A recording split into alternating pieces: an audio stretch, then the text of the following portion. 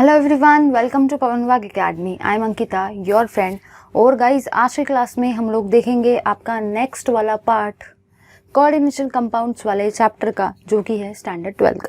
ठीक है, तो गाइज आज के क्लास में हम लोग देखने वाले हैं सबसे खतरनाक वाला इंपॉर्टेंट पार्ट, और वो है आपका वैलेंस बॉन्ड थ्योरी। जैसे कि आप सबको पता होगा कि कोऑर्डिनेशन कंपाउंड में दो चीज़ें सबसे ज़्यादा खतरनाक वाले इंपॉर्टेंट है। एक होता है आपका वीबीटी, मतलब वैलेंस बॉन्ड थ्योरी, और सेकंड होता है आपका सीएफटी, जिसका नाम होता है क्रिस्टल फील्ड थ्योरी। ठीक है, तो आज के क्लास में हम लोग सबसे पहले देखेंगे वैलेंस बॉन्ड थ्योरी को, और पूरा का पूरा वैलेंस बॉन्ड थ्योरी हम लोग आज के क्लास में कंप्लीट करेंगे। ठीक है, सारे के सारे एग्जाम्पल्स देखेंगे, किस तरीके से होता है वो सब देखेंगे, कैसे कैसे हमको स्टेप्स फॉलो करना है वो सब हम लोग आज के क्लास में देखने वाले हैं। यहाँ से आपको हर साल पेपर में एक क्वेश्चन देखने को मिलता है। वो जो क्वेश्चन रहता है वो मैक्स टू मैक्स केसेस में 3 मार्क्स के लिए ही आता है। तो आई होप कि आप सभी लोग उस चीज़ के लिए प्रिपेयर हो जिसको अभी हम लोग देखने वाले हैं, वैलेंस बॉन्ड थ्योरी, मतलब ये वीबीटी। चलिए गाइस, तो वीबीटी को देखने से पहले सबसे पहली चीज़ तो ये है, दिमाग में क्वेश्चन आते हैं कि वीबीटी के पोस्टुलेट्स क्या रहेंगे। पोस्टुलेट्स मतलब ही कैरेक्टरिस्टिक्स।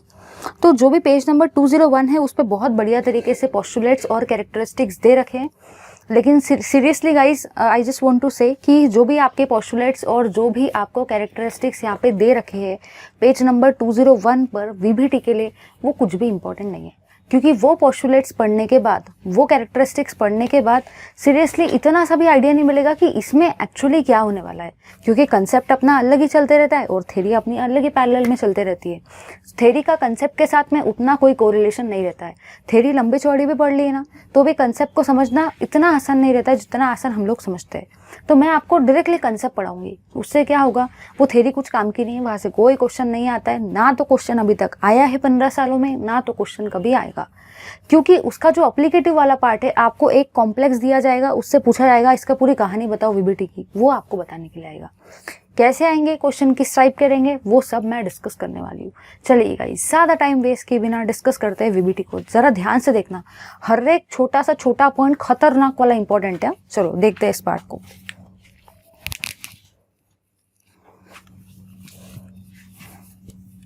Valence bond theory.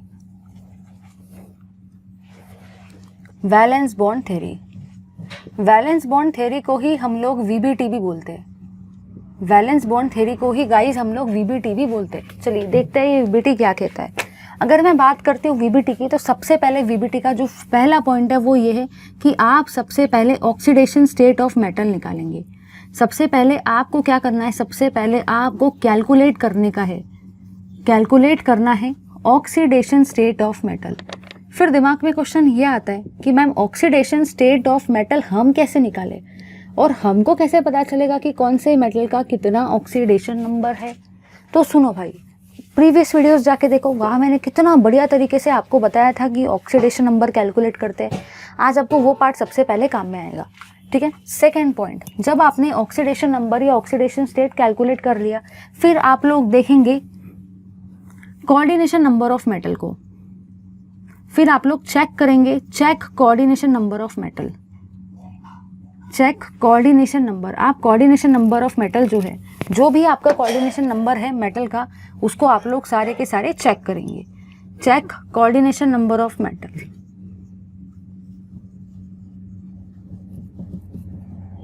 मतलब कोऑर्डिनेशन नंबर मेटल का डिटरमाइन करेंगे। फिर दिमाग में ये भी आता है कि कोऑर्डिनेशन नंबर कैसे डिटरमाइन करेंगे, तो ये भी मैंने प्रीवियस क्लासेस में बताया था।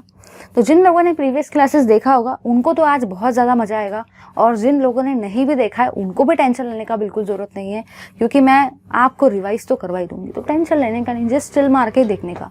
तो बस आपको याद ही रखना है कि सबसे पहले स्टेप में आप लोग ऑक्सीडेशन नंबर निकालेंगे किसी भी मेटल का, जो भी मेटल आपको कॉम्प्लेक्स में दिया है, और सेकंड केस में आप निकालेंगे कोऑर्डिनेशन नंबर। ये स्टेप बुक में नहीं दिए, बुक में अपनी कोई लंबी चौड़ी कहानी दे रखी है जिसको पढ़ने के बाद आप क्वेश्चंस नहीं कर सकते।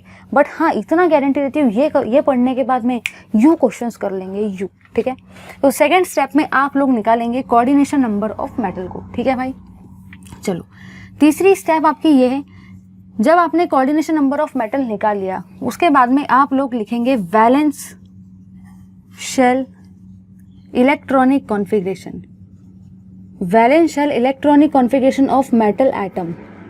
मेटल के एटम का वैलेंस शेल इलेक्ट्रॉनिक कॉन्फ़िगरेशन लिखेंगे। ये सब स्टेप्स अभी कुछ समझ में नहीं आएंगी, जब मैं अप्लाई करवाऊंगी, जब हम लोग क्वेश्चंस करेंगे तभी जाके समझ में आएगा, बट ये स्टेप कहीं दिया नहीं है इसलिए मैं बता रही हूँ।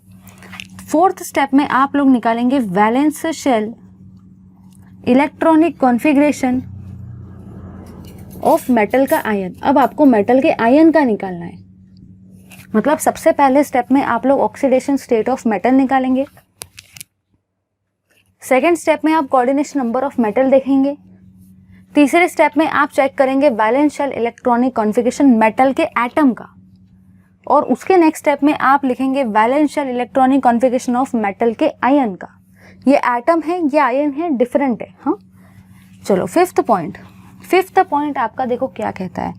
फिफ्थ पॉइंट आपका जो कहता है भाई वो ये है कि अगर आपका कोऑर्डिनेशन नंबर आ जाए 6, अगर आपका कोऑर्डिनेशन नंबर भाई अगर आपका कोऑर्डिनेशन नंबर 6 आ जाए तो आपके 2 पार्ट्स रहते हैं, और यहाँ पे आएगा अगर आपका कोऑर्डिनेशन नंबर 4 आ जाए तो यहाँ पे भी आपके 2 पार्ट रहते हैं। ठीक है, मतलब जब आपने कोऑर्डिनेशन नंबर को चेक किया तो आपको और 2 फर्दर चेकिंग्स करना है। फर्दर चेकिंग आपकी ये है, सबसे पहली चीज़ आप यहाँ पे जो चेक करेंगे वो आपका रहेगा लिगेंड का नेचर कैसा है। ठीक है, तो यहाँ पे आप लोग बताएंगे लिगेंड के नेचर को, सबसे पहले लिगेंड के नेचर को बताएंगे। तो आपको बस याद रखना है कि अगर कोऑर्डिनेशन नंबर आपका 6 है और उसमें अगर लिगेंड अगर आ जाए आपका स्ट्रॉन्ग, अगर आपका लिगेंड स्ट्रॉन्ग आ जाए, मतलब ये आपका लिगेंड पावरफुल आ जाए, ठीक है, तो आप लोग वहाँ पे पेयरिंग करवाएंगे, पेयरिंग ऑकर्स। ठीक है, तो सबसे पहली चीज़ ये है कि अगर कोऑर्डिनेशन नंबर 6 है, उसके बाद में अगर लिगेंड का नेचर पावरफुल है या स्ट्रॉन्ग है तो आप वहाँ पे पेयरिंग करवाएंगे। ये जस्ट अभी एक इंट्रोडक्शन है, अभी कुछ किसी को समझ में नहीं आएगा क्योंकि अभी मैंने कुछ समझाया नहीं है। ठीक है, उसके बाद में यहाँ पे एक सेकेंड केस आपका ये रहेंगे कि अगर आपके लिगेंड का नेचर हो जाए वीक, अगर आपका लिगेंड वीक नेचर का है, मतलब ये आपका लिगेंड अगर कमज़ोर है, ठीक है, तो ऐसे केसेस में आपकी पेयरिंग नहीं होंगी। ठीक है, आगे बढ़ेंगे। यहाँ पे यहाँ का पार्ट आपको ये कहता है कि अगर आपका कोऑर्डिनेशन नंबर आ जाए सपोज अगर आपका कोऑर्डिनेशन नंबर 4 आ जाए, ठीक है, कोऑर्डिनेशन नंबर अगर 4 आ जाता है, उसमें अगर आपका लिगेंड आ जाए स्ट्रॉन्ग, अगर आपका लिगेंड स्ट्रॉन्ग आ जाए, स्ट्रॉन्ग मतलब ही होता है पावरफुल, तो पावरफुल के केस में आपकी पेयरिंग होंगी,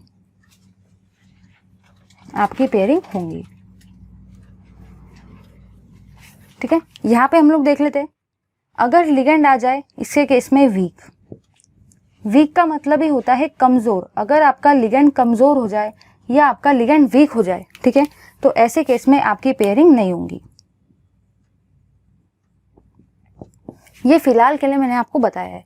उसके बाद में आपको यहाँ पे ये याद रखना है कि अगर लिगेंड स्ट्रॉन्ग आ जाता है, ठीक है, तो आपका जो यहाँ पे ये रहता है हाइब्रिडाइजेशन, यहाँ पे आपका हाइब्रिडाइजेशन जो रहता है वो रहता है D2sp3, ठीक है, यहाँ पे आपका हाइब्रिडाइजेशन रहता है sp3d2, यहाँ पे आपका हाइब्रिडाइजेशन रहता है dsp2, और यहाँ पे आपका हाइब्रिडाइजेशन रहता है sp3। ठीक है, ये है सारे के सारे आपके हाइब्रिडाइजेशन। इसी के बाद में आपको यहाँ पे जो चेक करना है वो है ज्योमेट्री। उसी के बाद में आपको लिखना है ज्योमेट्री क्या रहेगी। ये क्लियर कट नोट से, क्लियर कट मतलब ये नोट जिसने पढ़ लिया ना वो सारे के सारे कॉम्प्लेक्सेस लगा लेगा। सारे के सारे कॉम्प्लेक्सेस में जितनी भी चीज़ पूछ रखी है वो हाइब्रिडाइजेशन कैलकुलेट करो, ज्योमेट्री निकालो, लिगेंड का इलेक्ट्रॉन्स का पेयरिंग करवाओ, मैग्नेटिक बिहेवियर, वो सब कर लेगा। सिर्फ उसको इतना पार्ट आना चाहिए। अगर आप ये पार्ट नहीं पढ़ सकते तो आपको वो सारे के सारे एग्जाम्पल्स को रट्टा मारना पड़ेगा, और रट्टा मारने के बाद भी कोई गारंटी नहीं कि पेपर में वही आएगा। क्या पता पेपर में कोई और कॉम्प्लेक्स दे दिया जाए, तो और कॉम्प्लेक्स भी अगर आ जाए तो आप कर सकेंगे। कब? जब आपको कंसेप्ट पता हो। ठीक है, यहाँ पे आपकी ज्योमेट्री रहती है ऑक्टाहेड्रल, यहाँ पे भी आपकी ज्योमेट्री रहती है ऑक्टाहेड्रल, यहाँ पे आपकी ज्योमेट्री रहती है स्क्वायर प्लेनर, यहाँ पे आपकी ज्योमेट्री रहती है टेट्राहेड्रल। ठीक है गाइस, इतनी चीज तो क्लियर हो गई होंगी। उसी के बाद में एक और पॉइंट हम लोग देख लेते हैं, और वो एक और पॉइंट आपका जो कहता है वो यहाँ पे ये है कि इसी को हम लोग कहते हैं लो spin complexes, high spin complexes, वो भी आप लोग बता सकते हो, ठीक है। तो बताना है तो बताओ, अदरवाइज नहीं बताया तो भी चल जाता है, ठीक है। मैं लिख देती हूँ यहाँ पे आपका लो स्पिन कॉम्प्लेक्स फॉर्म होगा, लो स्पिन कॉम्प्लेक्स। यहाँ पे आपका हाई स्पिन कॉम्प्लेक्स फॉर्म होगा,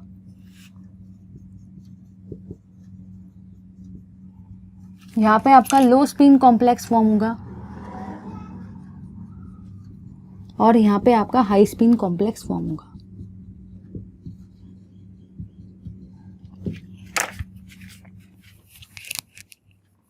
चलिए भाई, मैंने सारी की सारी इंफॉर्मेशन लिख दी, अब हम लोग को इसको समझना है। सबसे पहला पॉइंट आपका ये कहता है कि सबसे पहले आप लोग ऑक्सीडेशन स्टेट निकालेंगे मेटल का, कि मेटल का ऑक्सीडेशन नंबर कितना है। अब दिमाग में क्वेश्चन आता है मेटल का ऑक्सीडेशन नंबर कैसा निकालना है। अगर बहुत बढ़िया तरीके से डिटेल में चाहिए तो आप जाओ पार्ट नंबर 1 में। पार्ट नंबर 1 के लास्ट क्लास में जाने का मैंने बहुत बढ़िया तरीके से ऑलमोस्ट मैंने 10 से 15 एग्जाम्पल लिए ऑक्सीडेशन स्टेट कैलकुलेट करने के, तो वहाँ पे जाके चेक कर लो। और अगर नहीं आता है तो अभी भी देख सकते हैं, मैं सिखा दूंगी, टेंशन मत लो। सबसे पहला काम आपको यही करना है, ऑक्सीडेशन स्टेट ऑफ मेटल। याद रखना ये चीज़ आप डायरेक्टली प्रेडिक्ट नहीं कर सकते। सबसे पहला point oxidation state of metal को कैलकुलेट करना है। सेकेंड पॉइंट आपका ये, आपको चेक करना है कोऑर्डिनेशन नंबर कितना है मेटल का। अब कोऑर्डिनेशन नंबर मतलब ही क्या होता है, कितने लिगेंड मेटल से अटैच है। जितने लिगेंड आपके मेटल से अटैच रहेंगे वही आपका कोऑर्डिनेशन नंबर रहेगा मेटल का। तो सेकंड पॉइंट आप निकालेंगे कोऑर्डिनेशन नंबर को। थर्ड पॉइंट, आप देखेंगे मेटल कौन सा है उस कॉम्प्लेक्स में और उसका वैलेंस शेल इलेक्ट्रॉनिक कॉन्फ़िगरेशन निकालेंगे। वैलेंस शेल इलेक्ट्रॉनिक कॉन्फ़िगरेशन मतलब वो कॉन्फ़िगरेशन जो मैंने आपको चैप्टर नंबर 8 में सिखाया था, याद है, transition and inner transition series element. उसमें जो आपके ट्रांजिशन सीरीज एलिमेंट थे, मतलब ये जो डी ब्लॉक एलिमेंट्स थे, उस वक्त बताया था कि ये चैप्टर नंबर 9 में काम में आएगा। तो वहाँ पे मैंने आपको देखो एटॉमिक नंबर लिखा के दिए थे और उनके इलेक्ट्रॉनिक कॉन्फ़िगरेशन समझाए थे, बस वही वाली चीज़ें। नहीं याद है टेंशन मत लो, अभी समझा दूंगी। फोर्थ थिंग ये है कि आपको फिर valence shell electronic configuration of metal के आयन का निकालना है, ये सब हम लोग समझेंगे। अब उसके बाद में आपको आना चाहिए कि जब भी आप कोऑर्डिनेशन नंबर देखेंगे तो कोऑर्डिनेशन नंबर में आपकी दो चीज़ें, पहली चीज़ रहेगी कोऑर्डिनेशन नंबर 6 भी हो सकता है तो कोऑर्डिनेशन नंबर 4 भी हो सकता है। 6 या 4 के अलावा और कोई कोऑर्डिनेशन नंबर पेपर में नहीं आता है, ठीक है। एक तो 6 आएगा या तो 4 आएगा, इसके अलावा और कोई नहीं आएगा। अब अगर कोऑर्डिनेशन नंबर 6 आता है तो इतना पार्ट ये आपको रट्टा मानना है, ये पार्ट सारे के सारे रट्टा मान लो। आधे लोग सोच रहे होंगे कि क्या बोलते हैं मैं ये पार्ट प्रेडिक्ट करूंगा, ऐसा करूंगा वैसा करूंगा। अपन साइंटिस्ट थोड़ी है भाई, और अगर आप लोग प्रेडिक्ट करते बैठ गए ऐसा होगा वैसा होगा ये होगा वो होगा तो बस 10 या 15 मिनट एक ही क्वेश्चन में चले जाएंगे। हम लोगों को ये क्वेश्चन विदिन 2 या 3 मिनट्स करना है और पेपर में से 3 मार्क खींच के लाना है, ठीक है भाई। अब विदिन 2 या 3 मिनट्स करने के लिए एक ही तरीका, इतने पार्ट को रट्टा मार लो। रट्टा कैसे, जरा सुनो। अगर कोऑर्डिनेशन नंबर आपका 6 है, ध्यान देना, अगर कोऑर्डिनेशन नंबर आपका 6 है मतलब ही अगर मेटल 6 लिगेंड के साथ अटैच है, समझ में आ रहा है ना। कोऑर्डिनेशन नंबर 6 का मतलब मेटल आपके 6 लिगेंड के साथ में अटैच है, मतलब कोऑर्डिनेशन नंबर 6 है। तो आप सबसे पहले काम करेंगे, चेक करेंगे लिगेंड का नेचर।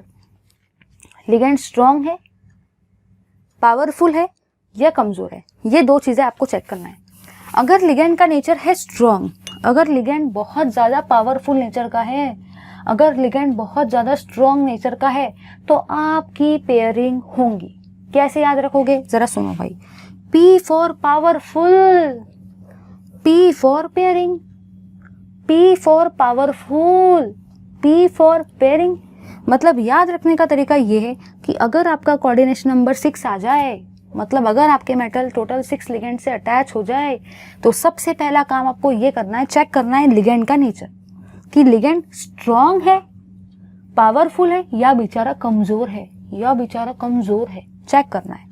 अगर लिगेंड स्ट्रॉन्ग है, अगर लिगेंड पावरफुल है तो P for powerful, P for pairing, तो आप लोग सारे के सारे पेयरिंग कराएंगे। और हाइब्रिडाइजेशन रहेगा आपका D2sp3। फिर भी दिमाग में क्वेश्चन आता है, मैम D2sp3 से 6 कैसे आ रहा है, जरा सुनो भाई। देखो D में है 2, S में है 1, P में है 3, 3 + 1 कितना होता है 4, 4 + 2 कितना होता है 6, आ गया ना 6। 3 + 1 4, 4 + 2 6, मतलब 6 आ गए ना। तो आपका हाइब्रिडाइजेशन रहेगा D2sp3। ये हाइब्रिडाइजेशन आपको रट्टा मार लेना है, ऐसा नहीं कि आप वहाँ जाएंगे कैलकुलेट करेंगे बड़े बड़े इसमें टाइम लगा के, ऐसा नहीं करना है। इतना समझ लो कि अगर कोऑर्डिनेशन नंबर 6 आ जाए, अगर मेटल 6 लिगेंड के साथ में अटैच हो जाए, तो आपको चेक करना है लिगेंड का नेचर। अगर लिगेंड स्ट्रॉन्ग है, अगर लिगेंड पावरफुल है, P फॉर पावरफुल होता है, P फॉर पेयरिंग होता है, तो आप पेयरिंग कराएंगे। और हाइब्रिडाइजेशन सीधा लिख देने का D2sp3, बिंदास हाइब्रिडाइजेशन D2sp3 लिख देने का, वहाँ पे कैलकुलेट करते मत बैठना, ठीक है। और आपका जो ज्योमेट्री रहेगा वो क्या रहेगा, ऑक्टाहेड्रल। चलो आगे बढ़ेंगे। अगर सपोज कोऑर्डिनेशन नंबर 6 आता है और उसमें अगर लिगेंड अगर वीक आ जाए, वीक मतलब कमजोर लिगेंड, बेचारा कमजोर है लिगेंड, वीक है, वीक, अगर लिगेंड वीक आ जाए, अगर लिगेंड बेचारा कमजोर रहे, तो पेयरिंग नहीं करवाने का। अगर लिगेंड वीक है या कमजोर है तो पेयरिंग नहीं करवाने का। और आपका हाइब्रिडाइजेशन रहेगा sp3d2, ठीक है भाई। ज्योमेट्री फिर भी ऑक्टाहेड्रल ही रहेगी, ठीक है। ये लो स्पिन हाई स्पिन मैं समझाने वाली हूँ। आगे बढ़ेंगे।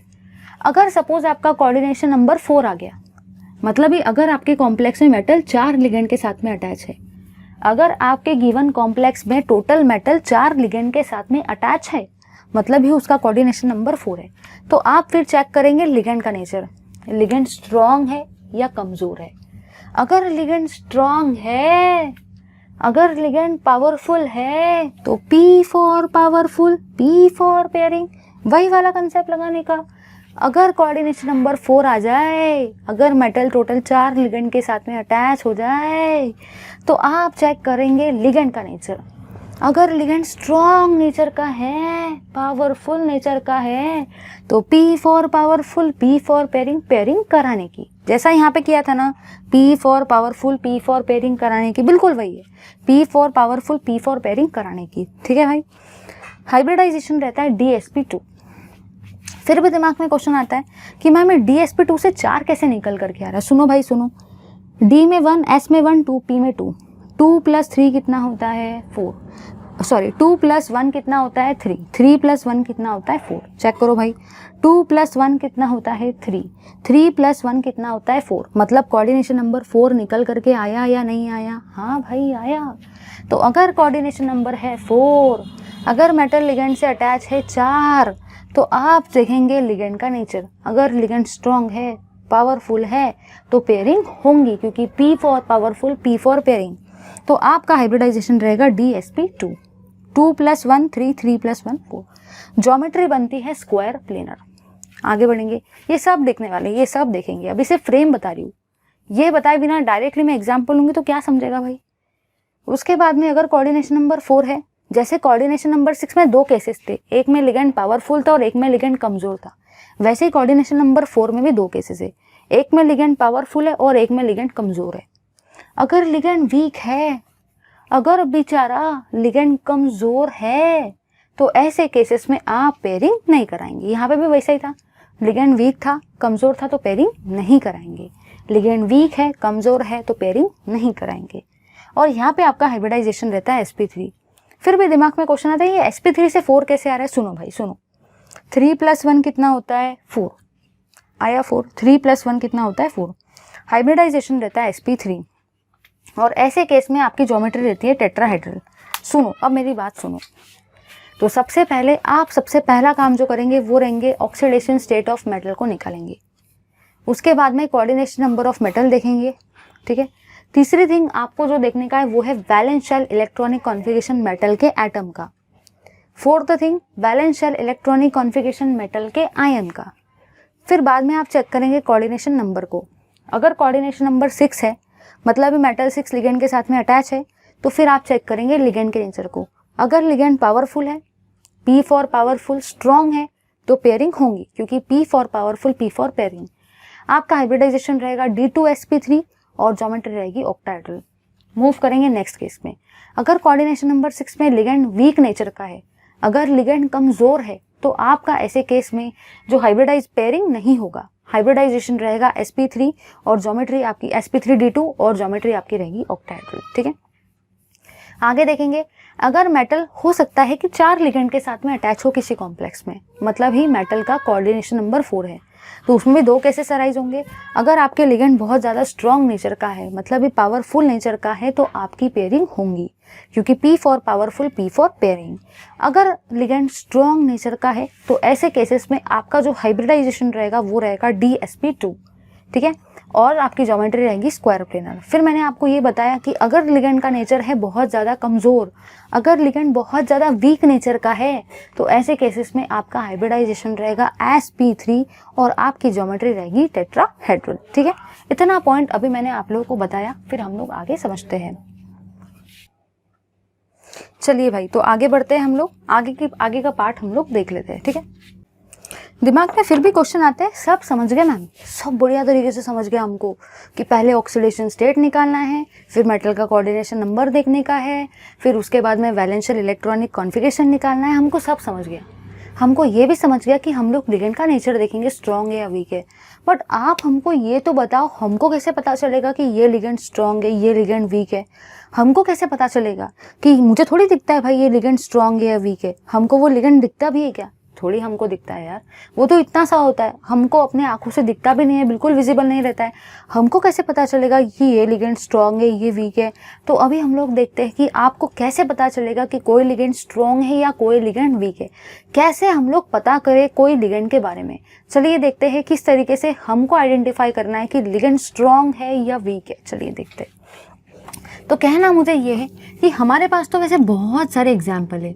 अगर आप जेईई नीट की बात करते हो तो उस एग्जाम के लिए आपको बहुत सारे लिगेंड को याद रखना पड़ेगा, अदरवाइज काम नहीं जमेगा। लेकिन हाँ, ये भी बात उतनी सही है कि अगर आप स्टेट बोर्ड का प्रिपरेशन कर रहे हो तो आपको ज़्यादा टेंशन लेने का कोई भी ज़रूरत नहीं है, क्योंकि जितना लिगेंड मैं बता रही हूँ उतना लिगेंड में आपका काम आराम से जम जाएगा, ठीक है। तो आपको याद रखना है कि स्ट्रॉन्ग लिगेंड के आपके जो एग्जाम्पल है वो है साइनाइड, यह आपके स्ट्रॉन्ग लिगेंड का एग्जाम्पल है। कार्बोनिल, ठीक है। Ammonia with metal +3 oxidation state, ammonia with metal +3 oxidation state, मतलब अगर अमोनिया मेटल के +3 ऑक्सीडेशन स्टेट के साथ में है तो वो एक स्ट्रॉन्ग लिगेंड होता है। कार्बोनिल भी आपका एक स्ट्रॉन्ग लिगेंड है और साइनाइड भी आपका एक स्ट्रॉन्ग लिगेंड है। अभी फिलहाल मैं उतना ही बता रही हूँ जितना काम का है। इसी के साथ में आपके जितने भी बाइडेंटेट लिगेंड है, ऑल बाइडेंटेट, मतलब ही हम लोग ऐसा भी लिख सकते हैं ऑल पॉलीडेंटेट लिगेंड, जितने भी आपके पॉलीडेंटेट लिगेंड है, जैसे कि EDTA, trioxalato, ethylene diamine, tetrammine, ethylene diamine, ठीक है, टेट्रा एसिटिक एसिड, ये सारे के सारे EDTA सब एग्जाम्पल। इथिलीन डायमीन, देखो एक तो रहेगा आपका EN, एक तो रहेगा आपका ऑक्सैलेटो, इथिलीन डायमीन, ये सारे के सारे आपके पॉलीडेंटेट लिगेंड है जो हम लोग ऑलरेडी देख चुके हैं। तो सारे के सारे polydentate ligand, cyanide, carbonyl, ammonia आपके स्ट्रॉन्ग लिगेंड है, ठीक है। अब हम लोग देखेंगे वीक लिगेंड को। वीक लिगेंड में आपके एग्जाम्पल आते हैं सारे के सारे हैलोजेंस, मतलब फिर, कल, बाहर, आई, आंटी, सारे के सारे हैलोजेंस जितने भी आपके हैं, फ्लोरीन, क्लोरीन, ब्रोमीन, आयोडीन, ये सारे के सारे हैलोजेंस आपके वीक लिगेंड की तरह बिहेव करते हैं। साथ ही साथ OH- आयन, ये भी आपका एक वीक लिगेंड के जैसा बिहेव करेगा। और इसमें आता है ammonia with metal +2 oxidation state, ammonia with metal +2 oxidation state, ये भी आपका एक वीक फील्ड लिगेंड है। बस इतना दिमाग में फिट कर लो। इसके अलावा ज़्यादा कुछ एक्स्ट्रा आपको पढ़ने की बिल्कुल भी ज़रूरत नहीं है, क्योंकि इसके अलावा आपको कहीं से आने भी वाला नहीं है। स्टेट बोर्ड के लिए इतना काफ़ी है। अगर आप एंट्रेंस के होते तो मैंने आपको यही वाली लिस्ट इतनी बड़ी बड़ी लिखा के दी होती थी, ठीक है। तो स्ट्रॉन्ग लिगेंड मतलब ये साइनाइड अगर आ जाए, कार्बोनिल आ जाए, अमोनिया आ जाए, या तो फिर ammonia with metal +3 oxidation state आ जाए, और कोई भी पॉलीडेंटेट लिगेंड आ जाए, तो वो आपके स्ट्रॉन्ग फील्ड लिगेंड है। आप लोग ही मुझे बताओ, स्ट्रॉन्ग फील्ड लिगेंड का मतलब ही पावरफुल लिगेंड होता है। स्ट्रॉन्ग फील्ड लिगेंड का मतलब ही पावरफुल लिगेंड होता है। पावरफुल के स्पेलिंग में ही पेयरिंग आ रहा है, तो पेयरिंग होगा कि नहीं होगा? आप लोग बता दो भाई, सारे के सारे पेयरिंग होगा। अगर कभी भी आपको स्ट्रॉन्ग फील्ड लिगेंड दिख जाए, स्ट्रॉन्ग मतलब ही पावरफुल होता है। अगर लिगेंड स्ट्रॉन्ग हो या लिगेंड पावरफुल हो तो पेयरिंग हमेशा होती है, क्योंकि P for powerful, P for pairing, मतलब आपकी पेयरिंग होंगी। मतलब ये सब केसेस के लिए आपकी जो पेयरिंग रहेगी वो होंगी।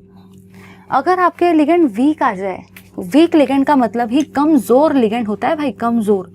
अगर लिगेंड वीक आ जाए या लिगेंड कमज़ोर आ जाए, जैसे कि हैलोजेंस और OH- आयन और ammonia with metal +2 oxidation state, ठीक है, तो आपके ऐसे केस में पेयरिंग नहीं होंगी। ये चीज़ दिमाग में फिट कर लेना है। लिगेंड स्ट्रॉन्ग है, पावरफुल है, P for powerful, P for pairing, pairing होंगी। लिगेंड वीक है, कमज़ोर है, पेयरिंग नहीं होंगी। ठीक है भाई, आगे बढ़ते हैं मैग्नेटिक बिहेवियर की तरफ। ये सब बेसिक पॉइंट है। अभी तक तो हमने एक भी एग्जाम्पल लिए नहीं, बट एग्जाम्पल लेके फिर आपको सब समझ में आएगा। मैग्नेटिक बिहेवियर में आपको बस 2 चीज़ें बताना है कि कोई भी जो सब्सटेंस है वो डायामैग्नेटिक नेचर का है या कोई भी सब्सटेंस पैरामैग्नेटिक नेचर का है। ठीक है भाई, कोई भी सब्सटेंस डायामैग्नेटिक नेचर का है या पैरामैग्नेटिक नेचर का है। अगर कोई भी सब्सटेंस डायामैग्नेटिक नेचर का है मतलब उसके अंदर में इलेक्ट्रॉन्स कैसे है, पेयर्ड इलेक्ट्रॉन्स। पेयर्ड इलेक्ट्रॉन मतलब सारे के सारे इलेक्ट्रॉन उसके अंदर में इस तरीके से पेयर्ड हुए हैं। और अगर आपका मैग्नेटिक बिहेवियर पैरामैग्नेटिक नेचर का है तो वो आप कैसे प्रेडिक्ट करेंगे, अगर इलेक्ट्रॉन अनपेयर्ड है या आपके इलेक्ट्रॉन सिंगल है, मतलब ही कुछ इस तरीके से, तो आप प्रेडिक्ट करेंगे कि वो पैरामैग्नेटिक नेचर का है। तो बस दिमाग में फिट कर लो कि मैग्नेटिक बिहेवियर हम लोग जज करते हैं कि इलेक्ट्रॉन कैसे है। अगर सारे के सारे इलेक्ट्रॉन पेयर्ड हो गए, सारे के सारे इलेक्ट्रॉन्स की शादी हो गई, तो आपका मैग्नेटिक बिहेवियर डायमैग्नेटिक नेचर का रहेगा। अगर आपके जो इलेक्ट्रॉन्स है वो अनपेयर्ड है, अगर वो सिंगल है, अगर वो इलेक्ट्रॉन हमारे जैसे सिंगल, तो बस ऐसे केस में आपका जो मैग्नेटिक बिहेवियर रहेगा वो रहेगा पैरामैग्नेटिक नेचर। इतने पॉइंट समझना बहुत ज़्यादा ज़रूरी था।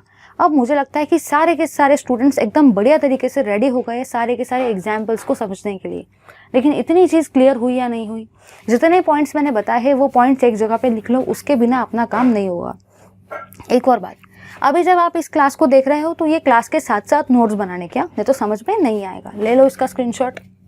चलिए भाई, तो फिर देख लेते हैं अपने पहले एग्जाम्पल को। पहला एग्जाम्पल हम लोग ले रहे हैं आपके टेक्स्ट बुक का ही, जो कि दे रखा है पेज नंबर 202 पर। चलिए देखते हैं पहले वाले एग्जाम्पल को एकदम बढ़िया तरीके से। बट हाँ, एक और बात, ये एग्जाम्पल्स को देखने से पहले अगर आप लोग देख रहे हो वीडियो को पॉज करो। मेरी सबसे रिक्वेस्ट है, वीडियो को पॉज करो, जितने पॉइंट्स मैंने लिखाए हैं उनको एक बार बस पढ़ लो, इतनी मेरी रिक्वेस्ट है। अगर सच में ये करने का है ना तो आप ये सही करके आओगे, मैं लिख के देती हूँ एकदम बढ़िया तरीके से करके आएंगे। लेकिन करने के लिए आप सबसे रिक्वेस्ट है, वीडियो को पॉज करो और जाके एक बार जितने भी पॉइंट्स लिखाए हैं ना, जो भी पॉइंट्स आपने नोट डाउन किए उनको पढ़ो। सिस्टमैटिकली बता रही हूँ, ये प्रोसेस है। हाँ, अगर पढ़ लेंगे ना फिर ये आप यूँ कर लेंगे। चलिए देखते हैं तो फिर पहले एग्जाम्पल को। तो पहला एग्जाम्पल जो हम लोग डिस्कस कर रहे हैं, जो कि यहाँ पे दे रखा है CO NH3 6 times +3, CO NH3 6 times +3 आपको दे रखा है। ठीक है, वो भी आपको बोल रखा है लो स्पिन। देखो, लो स्पिन हाई स्पिन यहाँ पे दिया है, बट एक्सपेक्ट मत करना कि पेपर में भी आपको लो स्पिन हाई स्पिन दिया जाएगा, कभी नहीं दिया जाता है। इसलिए वहाँ से देख के कभी सोचने की कोशिश भी मत करना कि लो स्पिन है हाई स्पिन है, वो कभी नहीं दिया जाता है। लेकिन उसको देखने से पहले एक बार ज़रा यहाँ पे देख लो।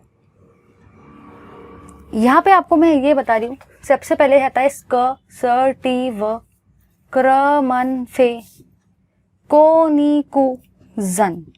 ये होते हैं सारे के सारे आपके 3D सीरीज के एलिमेंट, 3D सीरीज के एलिमेंट। ठीक है, सबसे पहला एलिमेंट है स टी व क्र मन फे को नी कु जन।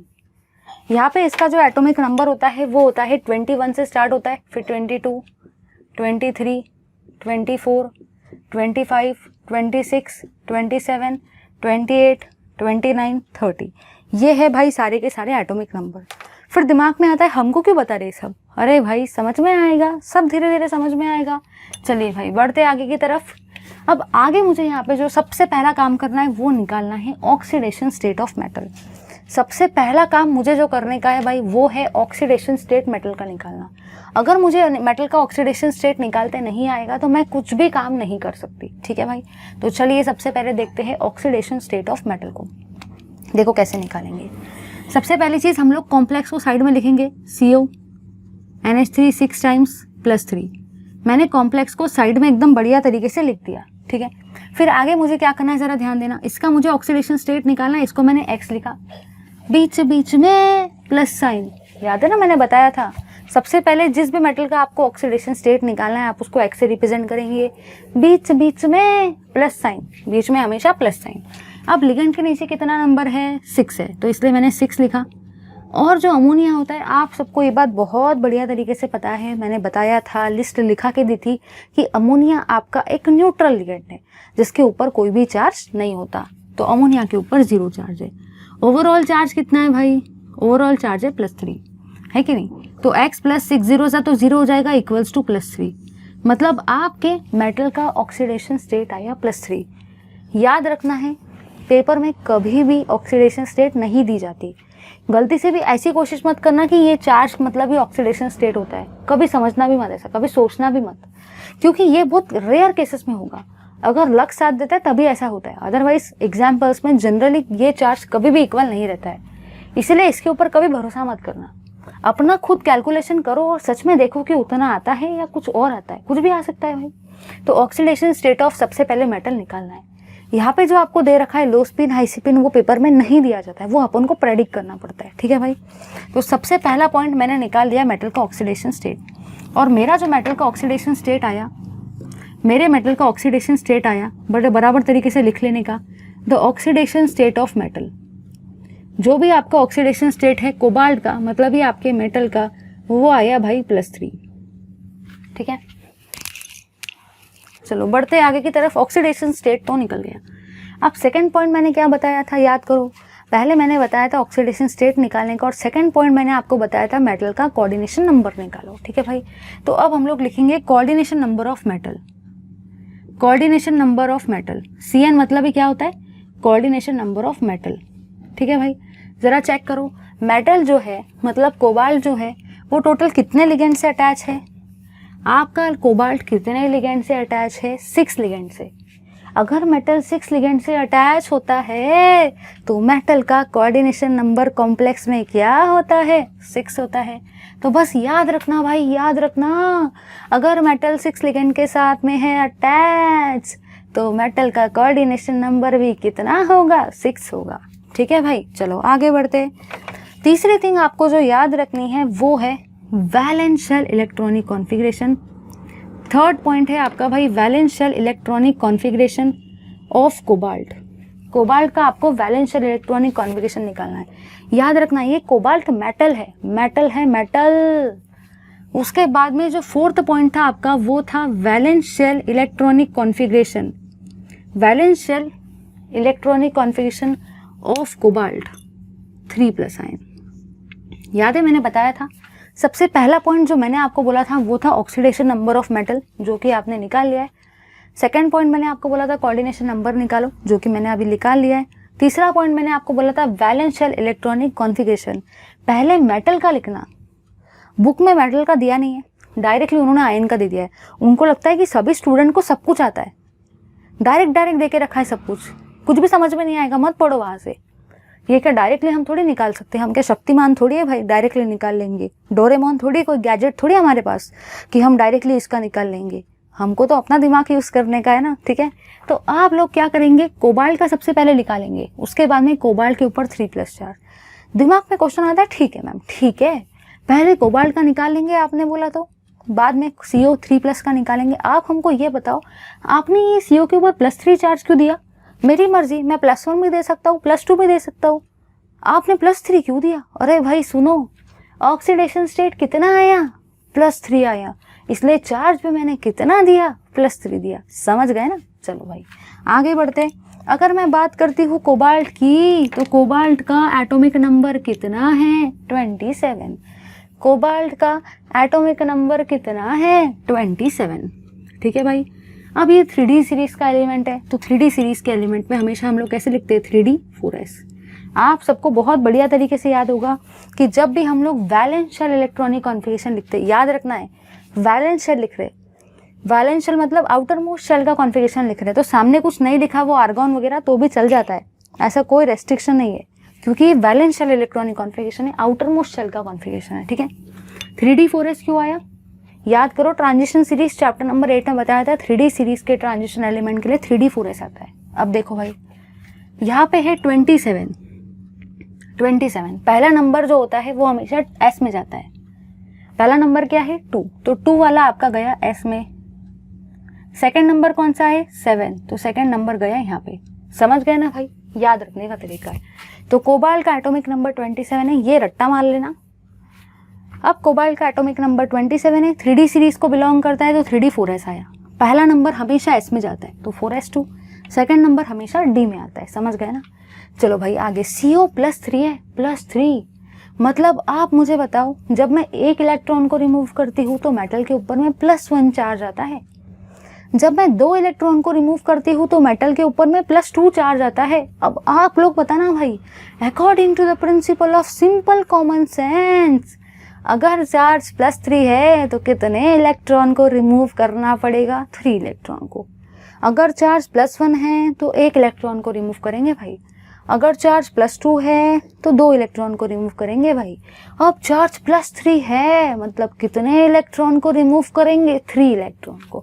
करो भाई, 3 इलेक्ट्रॉन को रिमूव करो, देखो जरा क्या बचता है, मुझे भी बताओ। बचता है आपका 3D और 4S। हमको टोटल 3 इलेक्ट्रॉन को रिमूव करना है क्योंकि चार्ज +3 है। 2 इलेक्ट्रॉन मैंने यहाँ से रिमूव किए तो यहाँ 0 बच गया, और 1 यहाँ से रिमूव किया तो यहाँ पे 6 बचा। याद रखने का तरीका ये है, ट्रांजिशन सीरीज एलिमेंट मतलब चैप्टर नंबर 8 में बताया था कि पहले हमेशा 4S से इलेक्ट्रॉन को लॉस किया जाता है, बाद में 3D से। याद है ना, कसम खिलवाई थी मैंने, पहले हमेशा 4S से इलेक्ट्रॉन लॉस किया जाता है और बाद में 3D से। आपको ये भी याद रखना है, 3 इलेक्ट्रॉन को लॉस करना है, 2 यहाँ से निकालेंगे तो यहाँ 0 बच गया, 1 यहाँ से निकालेंगे तो यहाँ 6 बच गया, मतलब टोटल मैंने 3 इलेक्ट्रॉन को रिमूव कर दिया। ठीक है भाई, चलो आगे बढ़ते हैं। अब ये 3D6 है, इसको रिप्रेजेंट देखो कैसे करेंगे। सबको ये बात बहुत बढ़िया तरीके से पता है कि जो D होते हैं, D block elements, D block element के लिए हमेशा हम लोग टोटल 5 बॉक्सेस ड्रॉ करते हैं, 1 2 3 4 5। D ब्लॉक एलिमेंट के लिए हम लोग हमेशा टोटल 5 बॉक्सेस ड्रॉ करते हैं। ठीक है, ये भी मैंने आपको ट्रांजिशन सीरीज में बताया था। जिन्होंने नहीं किया ना, टेंशन मत लो, अभी देख लो भाई, सब बताऊंगी। 1 2 3 4 5 चेक कर लेने का, 1 2 3 4 5। डी ब्लॉक एलिमेंट्स के लिए हमेशा जब भी डी सबशेल का कॉन्फ़िगरेशन भरेंगे तो 5 ब्लॉक को ड्रॉ कर दो। ठीक है भाई, चलो आगे बढ़ते हैं। अब आगे की अगर मैं बात करती हूँ तो यहाँ पे है आपका 3D6 है, मतलब टोटल मुझे 6 इलेक्ट्रॉन्स को फिलअप करना है। ठीक है भाई, और सबको ये बात भी बढ़िया तरीके से याद रखना है। कुछ लोग सोच रहे होंगे कि मैं इलेक्ट्रॉन ऐसे भरूंगा, कुछ लोग सोच रहे होंगे नहीं पहले मैं ऐसे भरूंगा बाद में मैं वैसे भरूंगा, कुछ लोग सोचेंगे बुक में तो पहले ऐसा दिया फिर वैसा दिया है। लेकिन आपको ये सब नहीं सोचना है, आपको बस पहले इतनी चीज़ याद रखनी है कि अगर आपके पास टोटल 3 चॉकलेट्स है तो आप हमेशा, अगर 3 बच्चे हैं और 3 चॉकलेट है तो तीनों बच्चों को 1-1 चॉकलेट देंगे। ऐसा तो नहीं ना कि एक बच्चे को 2 चॉकलेट दे दी और बाकी बच्चे रोने लग गए। आप ऐसा तो नहीं कर सकते ना भाई, एक को 2 दे दी, एक को 1 दे दी और ये वाला बेचारा रोने लग गया कि मुझे एक भी चॉकलेट नहीं मिली। ऐसा नहीं कर सकते। मतलब अगर 3 बच्चे हैं और 3 चॉकलेट है तो पहला आपका काम बनता है कि तीनों को 1-1 चॉकलेट देंगे। अगर चॉकलेट डबल बच गई तभी जाके इसको डबल मिलेगी, वरना नहीं मिलेगी। सुनो भाई, आगे की बात ये है, अगर चॉकलेट 2 है और बच्चे भी 2 है तो आप ऐसा नहीं कर सकते कि एक ही बच्चे को दोनों चॉकलेट दे दी और दूसरा वाला रोने लग गया कि मेरे को चॉकलेट नहीं मिली। ऐसा नहीं कर सकते। आपका एक अरेंजमेंट यही बनता है, रिस्पॉन्सिबिलिटी यही बनती है कि अगर चॉकलेट 2 है, बच्चे 2 है तो दोनों को 1-1 ही चॉकलेट देंगे। ऐसा नहीं कि एक को 2 दे देंगे और दूसरा वाला रोने लगेगा। ऐसा नहीं कर सकते बाबा अपन लोग, दोनों को 1-1 चॉकलेट देनी पड़ेगी, है ना। इक्वालिटी बोलते हैं ना, इक्वालिटी, बिल्कुल उसी टाइप का। मतलब पहले सबको 1-1 चॉकलेट बांटेंगे। अगर चॉकलेट बच जाती है, अगर इलेक्ट्रॉन बच जाता है तभी डबल मिलेगा, अदरवाइज डबल नहीं देने का। समझ गए ना। चलो भाई बढ़ते आगे की तरफ। अब आप लोग मुझे बताओ, ये हंट्स रूल के हिसाब से आपने 11th में पढ़ा होगा, यहाँ पे टोटल 6 इलेक्ट्रॉन है। 6 इलेक्ट्रॉन में पहले 2-2 सबको दे देंगे क्या? नहीं, पहले सबको 1-1 इलेक्ट्रॉन देंगे। पहले सभी बच्चों को 1-1 चॉकलेट देंगे। अगर चॉकलेट बच जाती है तभी डबल मिलेगी।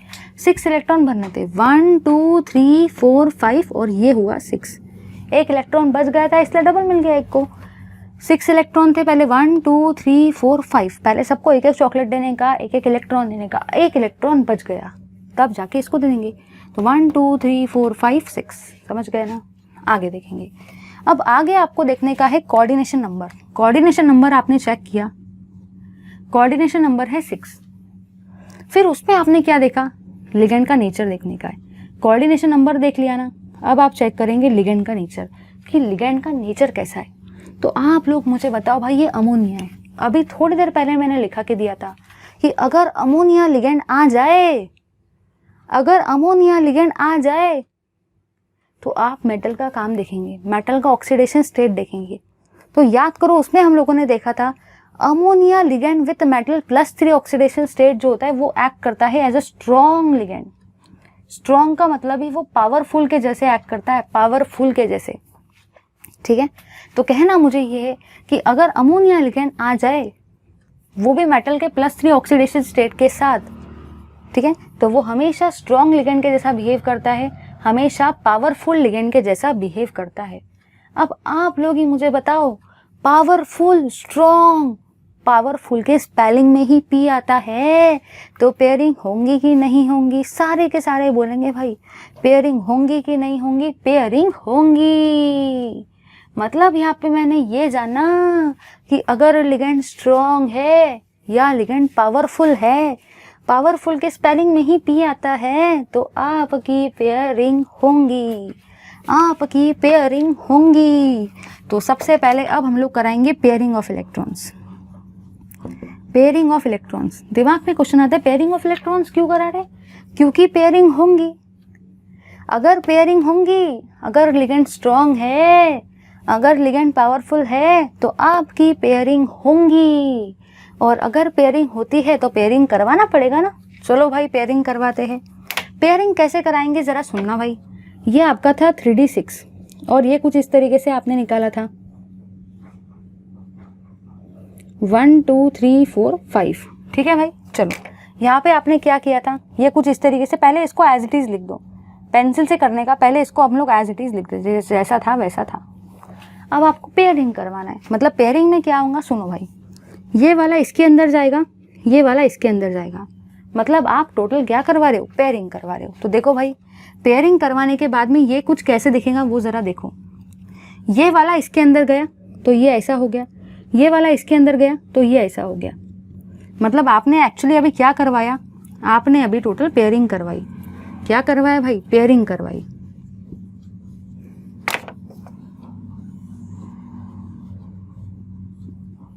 ज़रा देखना ध्यान से, ये वाला इलेक्ट्रॉन इसके अंदर में गया, ये वाला इलेक्ट्रॉन इसके अंदर में गया, हो गई दोनों की पेयरिंग।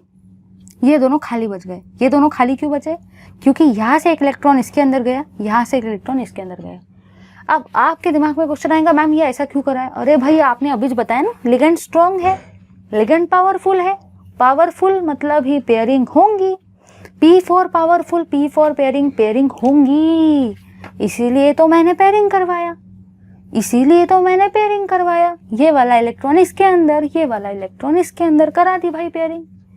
आगे बढ़ने का है, आगे।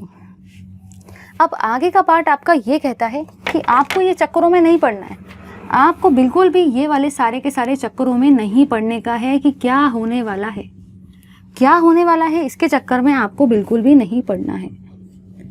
कुछ लोग यहाँ से हाइब्रिडाइजेशन निकालने बैठ जाते हैं कि क्या होगा, आपको वो टेंशन नहीं लेने का है, आपको बस डायरेक्टली रट्टा हुआ याद करने का है। अगर कोऑर्डिनेशन नंबर है, याद करो भाई, अगर कोऑर्डिनेशन नंबर है 6, अगर लिगेंड का नेचर है स्ट्रॉन्ग, अगर लिगेंड का नेचर है पावरफुल, पेयरिंग होती है, तो आपका हाइब्रिडाइजेशन क्या होगा भाई, आपका हाइब्रिडाइजेशन क्या होगा, आपका जो भी हाइब्रिडाइजेशन है ना, हाइब्रिडाइजेशन मतलब ही आप बोल सकते हो हाइब्रिडाइजेशन को क्या, वो बोलेंगे D2sp3।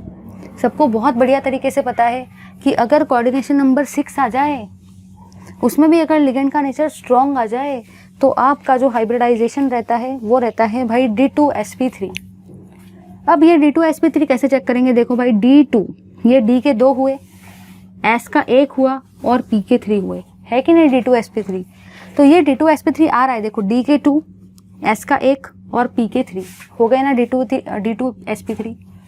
ये आपको ये देख के नहीं निकालना है, ये आपको रटा हुआ होना चाहिए कि अगर कोऑर्डिनेशन नंबर 6 आ जाए, मतलब अगर मेटल 6 लिगेंड के साथ में अटैच हो जाए, उसमें भी अगर लिगेंड स्ट्रॉन्ग आ जाए, तो हाइब्रिडाइजेशन D2sp3 होता है। रट्टा मार लो इसको, फिर आता है भाई ज्योमेट्री। ज्योमेट्री क्या रहेंगी, आप सबको पता है अगर कोऑर्डिनेशन नंबर 6 होता है तो आपकी ज्योमेट्री क्या रहेगी, आपकी ज्योमेट्री रहेगी भाई ऑक्टाहेड्रल ज्योमेट्री। कौन सी ज्योमेट्री, ऑक्टाहेड्रल ज्योमेट्री रहेंगी भाई आपकी, ऑक्टाहेड्रल ज्योमेट्री। ठीक है, अब आगे बढ़ेंगे। आगे मुझे इसी के अलावा यहाँ पे ये बताना है कि इसका लिगेंड का नेचर कैसा है, मतलब ये जो कॉम्प्लेक्स है ये पैरामैग्नेटिक है या डायमैग्नेटिक है। देखो भाई आप लोगों ने यहाँ पे ये भी ऑब्जर्व किया कि ऑल लिगेंड्स आर पेयर्ड, सारे के सारे लिगेंड्स आपके पेयर्ड है। अगर सभी इलेक्ट्रॉन्स की अगर पेयरिंग हो जाए, सभी इलेक्ट्रॉन्स की अगर पेयरिंग हो जाए, मतलब इस सभी इलेक्ट्रॉन्स की अगर शादी हो जाए, सभी लोगों की अगर जोड़ी बन जाए, सभी इलेक्ट्रॉन की शादी हो चुकी है, सभी इलेक्ट्रॉन की जोड़ी फॉर्म हो चुकी है, सभी इलेक्ट्रॉन की पेयरिंग हो चुकी है, सारे के सारे इलेक्ट्रॉन पेयर्ड हो चुके हैं, तो आपके मैग्नेटिक बिहेवियर कैसा रहेगा, डायमैग्नेटिक। कैसा नेचर रहेगा भाई, डायमैग्नेटिक नेचर। अभी बताया था अगर इलेक्ट्रॉन की शादी हो जाए, अगर इलेक्ट्रॉन की पेयरिंग हो जाए, अगर इलेक्ट्रॉन की जोड़ी फॉर्म हो जाए, तो आपके कॉम्प्लेक्स का नेचर डायमैग्नेटिक रहेगा। चलो अब हम लोग इसका स्ट्रक्चर ड्रॉ करते, कैसा रहेगा। देखो भाई जरा इसका स्ट्रक्चर कैसा रहेगा। स्ट्रक्चर देखो, स्ट्रक्चर आपका रहेगा, सबसे पहले है कोबाल्ट, तो मैंने सेंटर में लिया है कोबाल्ट को। टोटल लिगेंड है 6, 1 2 3 4 5 6, टोटल लिगेंड 6 है, इसलिए मैंने 6 लाइन ड्रॉ की। हर तरफ क्या है, अमोनिया है। 1 2 3 4 5 और 6, मैंने टोटल 6 अमोनिया को ड्रॉ कर दिया। चार्ज कितना है, +3। तो ये इतना करने से आपको 3 मार्क मिल जाएंगे। सोचो भाई सोचो, 3 मार्क किसको बोलते हैं, 3 मार्क ऐसे मिलते हैं क्या, नहीं मिलते। कुछ भी नहीं करने का, जो स्टेप बताई थी ना वही स्टेप। अब बुक में से कितना रट्टा मारोगे, रट्टा मारो, रट्टा मारने वाले रट्टा नहीं मारने का, जितना मैंने बोला ना उतना रट्टा मारो बस। सबसे पहले ऑक्सीडेशन स्टेट निकालेंगे मेटल का, कोऑर्डिनेशन नंबर निकालेंगे मेटल का, वैलेंस और इलेक्ट्रॉनिक कॉन्फ़िगरेशन निकालेंगे मेटल का, फिर मेटल के आयन का। ठीक है भाई, मेटल के आयन का निकालने के बाद चेक करेंगे कोऑर्डिनेशन नंबर कितना है, लिगेंड का नेचर कैसा है, स्ट्रॉन्ग है या वीक है, वो भी लिखा के दिया है। अगर लिगेंड का नेचर स्ट्रॉन्ग है, पावरफुल है, पेयरिंग करवाई, तो पेयरिंग करा देने का। पेयरिंग मतलब ये वाला इसके अंदर, ये वाला इसके अंदर। पेयरिंग क्यों कराई, क्योंकि लिगेंड स्ट्रॉन्ग है, पावरफुल है। ठीक है भाई, फिर आपको पता ही है कि अगर कोऑर्डिनेशन नंबर 6 है, लिगेंड स्ट्रॉन्ग है, पावरफुल है, हाइब्रिडाइजेशन D2sp3 रहता है, ज्योमेट्री ऑक्टाहेड्रल रहती है, ये तो रट्टा ही मारा है, रट्टा ही मारने का। ऐसा नहीं कि आप ये चेक करेंगे फिर पेपर में बताएंगे, रट्टा मारा हुआ रखो बिल्कुल। ये ड्रॉ कर देने का, काम खत्म। इलेक्ट्रॉन्स पेयर है तो डायमैग्नेटिक, अनपेयर्ड है तो पैरामैग्नेटिक। चलो भाई लो इसका स्क्रीनशॉट सारे के सारे। एक पॉइंट मैं बता देती हूँ आपको, ये वाला भी, जो अगर आपको दिमाग में क्वेश्चन आएगा कि लो स्पिन कैसे आया होगा किसी के दिमाग में क्वेश्चन, जिसने बहुत बढ़िया तरीके से देखा होगा उसको फिर भी डाउट आएगा लो स्पिन कहाँ से आएगा। सुनो भाई, लो स्पिन का मतलब क्या होता है, अगर इलेक्ट्रॉन पेयर्ड हो जाए, आप लोग ही मुझे बताओ भाई, अगर आपके इलेक्ट्रॉन कॉम्प्लेक्स में के सपोज पेयर्ड हो जाए, पेयर्ड, अब आप लोग बताओ भाई कि अगर इलेक्ट्रॉन पेयर्ड हो गए तो कॉम्प्लेक्स के अंदर कोई स्पिन बची क्या, खाली स्पिन बची क्या, नहीं बची भाई। खाली स्पिन मतलब कोई ऐसी स्पिन बची क्या, नहीं, क्योंकि सारे के सारे इलेक्ट्रॉन पेयर्ड हो गए, तो ऐसा स्पिन बचा ही नहीं। मतलब अकेला कोई इलेक्ट्रॉन बचा क्या, नहीं बचा, है कि नहीं। इसका मतलब आप इसको बोल सकते हो लो स्पिन कॉम्प्लेक्सेस। समझे या नहीं समझे। अगर दिमाग में क्वेश्चन आ रहा होगा लो स्पिन किसको बोले, हाई स्पिन किसको बोले, तो ज़्यादा टेंशन नहीं लेने का, सिर्फ देखने का। अगर अनपेड इलेक्ट्रॉन है तो हाई स्पिन बोलने का, लिख लो कहीं पे। अगर अनपेड इलेक्ट्रॉन नहीं है तो लो स्पिन बोलने का। यहाँ पे कहीं पे भी अनपेड इलेक्ट्रॉन दिख रहे हैं क्या, मतलब ऐसे इलेक्ट्रॉन दिख रहे हैं क्या, सिंगल नहीं दिख रहे। सभी की शादी हो चुकी है, सभी पेयर्ड हो चुके हैं, सभी की जोड़ी बन चुकी है, तो कॉम्प्लेक्स का नाम भी क्या रहेगा, लो स्पिन कॉम्प्लेक्स। चलिए अब मूव करते हैं सेकंड एग्जाम्पल की तरफ। उससे पहले इसका स्क्रीनशॉट ले लो, नहीं लिया है तो। चलो भाई देखते हैं। अब आप लोग सोचेंगे मैम बुक में तो यहाँ पे भी एग्जाम डाल चुके हैं लिगेंड्स, तो आपको वो डालने की कोई ज़रूरत नहीं है। आप लोग सोच रहे होंगे ना मैम यहाँ पे भी तो अनपेड इलेक्ट्रॉन्स आए बुक के अंदर में, आपको वो डालने की कोई भी ज़रूरत नहीं है। वो नहीं डाला तो भी चलता है। मेन मैटर करता है ये, एग्जामिनर ये चेक करता है ये करेक्ट है या नहीं है, ये करेक्ट है या नहीं है।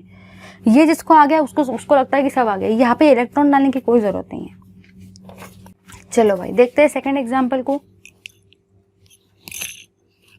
सेकेंड एग्जाम्पल जो आपका है भाई वो है COF6 3-, ये है आपका सेकेंड एग्जाम्पल COF6 3-। चलिए, आप बुक में दे रखा है हाई स्पिन, वो आपको नहीं दिया जाएगा पेपर में, इसलिए याद रखना है, ठीक है भाई। चलो, सबसे पहले अपन लोग निकालेंगे ऑक्सीडेशन स्टेट को। अपना मेथड जो है ना बिल्कुल सेम चलेगा, ऐसा नहीं कि कोई चेंजेस होने वाले हैं। जैसा हम लोग पढ़ते आए हैं बिल्कुल वैसा ही अपना प्रोसीजर चलेगा। COF6 3- आपका कॉम्प्लेक्स है, ठीक है भाई। चलो आ जाएंगे यहाँ पे, करेंगे फटाक से। सबसे पहला स्टेप क्या था, याद करो सारे के सारे। सबसे पहला स्टेप क्या था, ऑक्सीडेशन नंबर का कैलकुलेशन। चलिए करते हैं ऑक्सीडेशन नंबर का कैलकुलेशन। कुछ लोग सोच रहे होंगे अभी जो बुक में दिया है मैं वो यूज़ कर लेता हूँ, बाद में का बाद में देखेंगे। भाई बाद में कभी नहीं आता, जो करना है आज ही कर लो भाई। ऑक्सीडेशन स्टेट नहीं आता अभी निकालना सीख लो, पेपर में ऑक्सीडेशन स्टेट नहीं दिए जाते हैं। सुनो, इसको, ये मेटल है, इसको मैंने एक्स से रिप्रेजेंट किया, बीच बीच में प्लस साइन। ये मेटल था, इसको मैंने एक्स से रिप्रेजेंट किया, बीच बीच में प्लस साइन। लिगेंड के नीचे में कितना नंबर है, 6, इसलिए मैंने लिखा 6। फ्लोरीन के नीचे में कितना नंबर है, 6। अब आप लोग ही बताओ, क्लोरीन, फ्लोरीन, ब्रोमीन, आयोडीन, इन सब के ऊपर में हमेशा कितना चार्ज आता है, 1-, इसीलिए मैंने चार्ज कितना लिखा है, 1-। ठीक है, याद रखना है। सबसे पहले मेटल का ऑक्सीडेशन स्टेट लिखा, ठीक है। उसके बाद में मैंने बीच बीच में प्लस साइन, लिगेंड के नीचे में 6 नंबर है तो 6। फ्लोरीन, क्लोरीन, ब्रोमीन, आयोडीन, कोई भी हाइड्रोजन ले लो, सबके ऊपर चार्ज कितना आता है, -1, इसलिए मैंने चार्ज भी कितना लिखा है, -1। ओवरऑल चार्ज कितना है भाई आपका, ओवरऑल चार्ज है -3, ठीक है। चलो आगे बढ़ते हैं। x + 6 1 जार 6, बट यहाँ पे आएगा -6 = -3।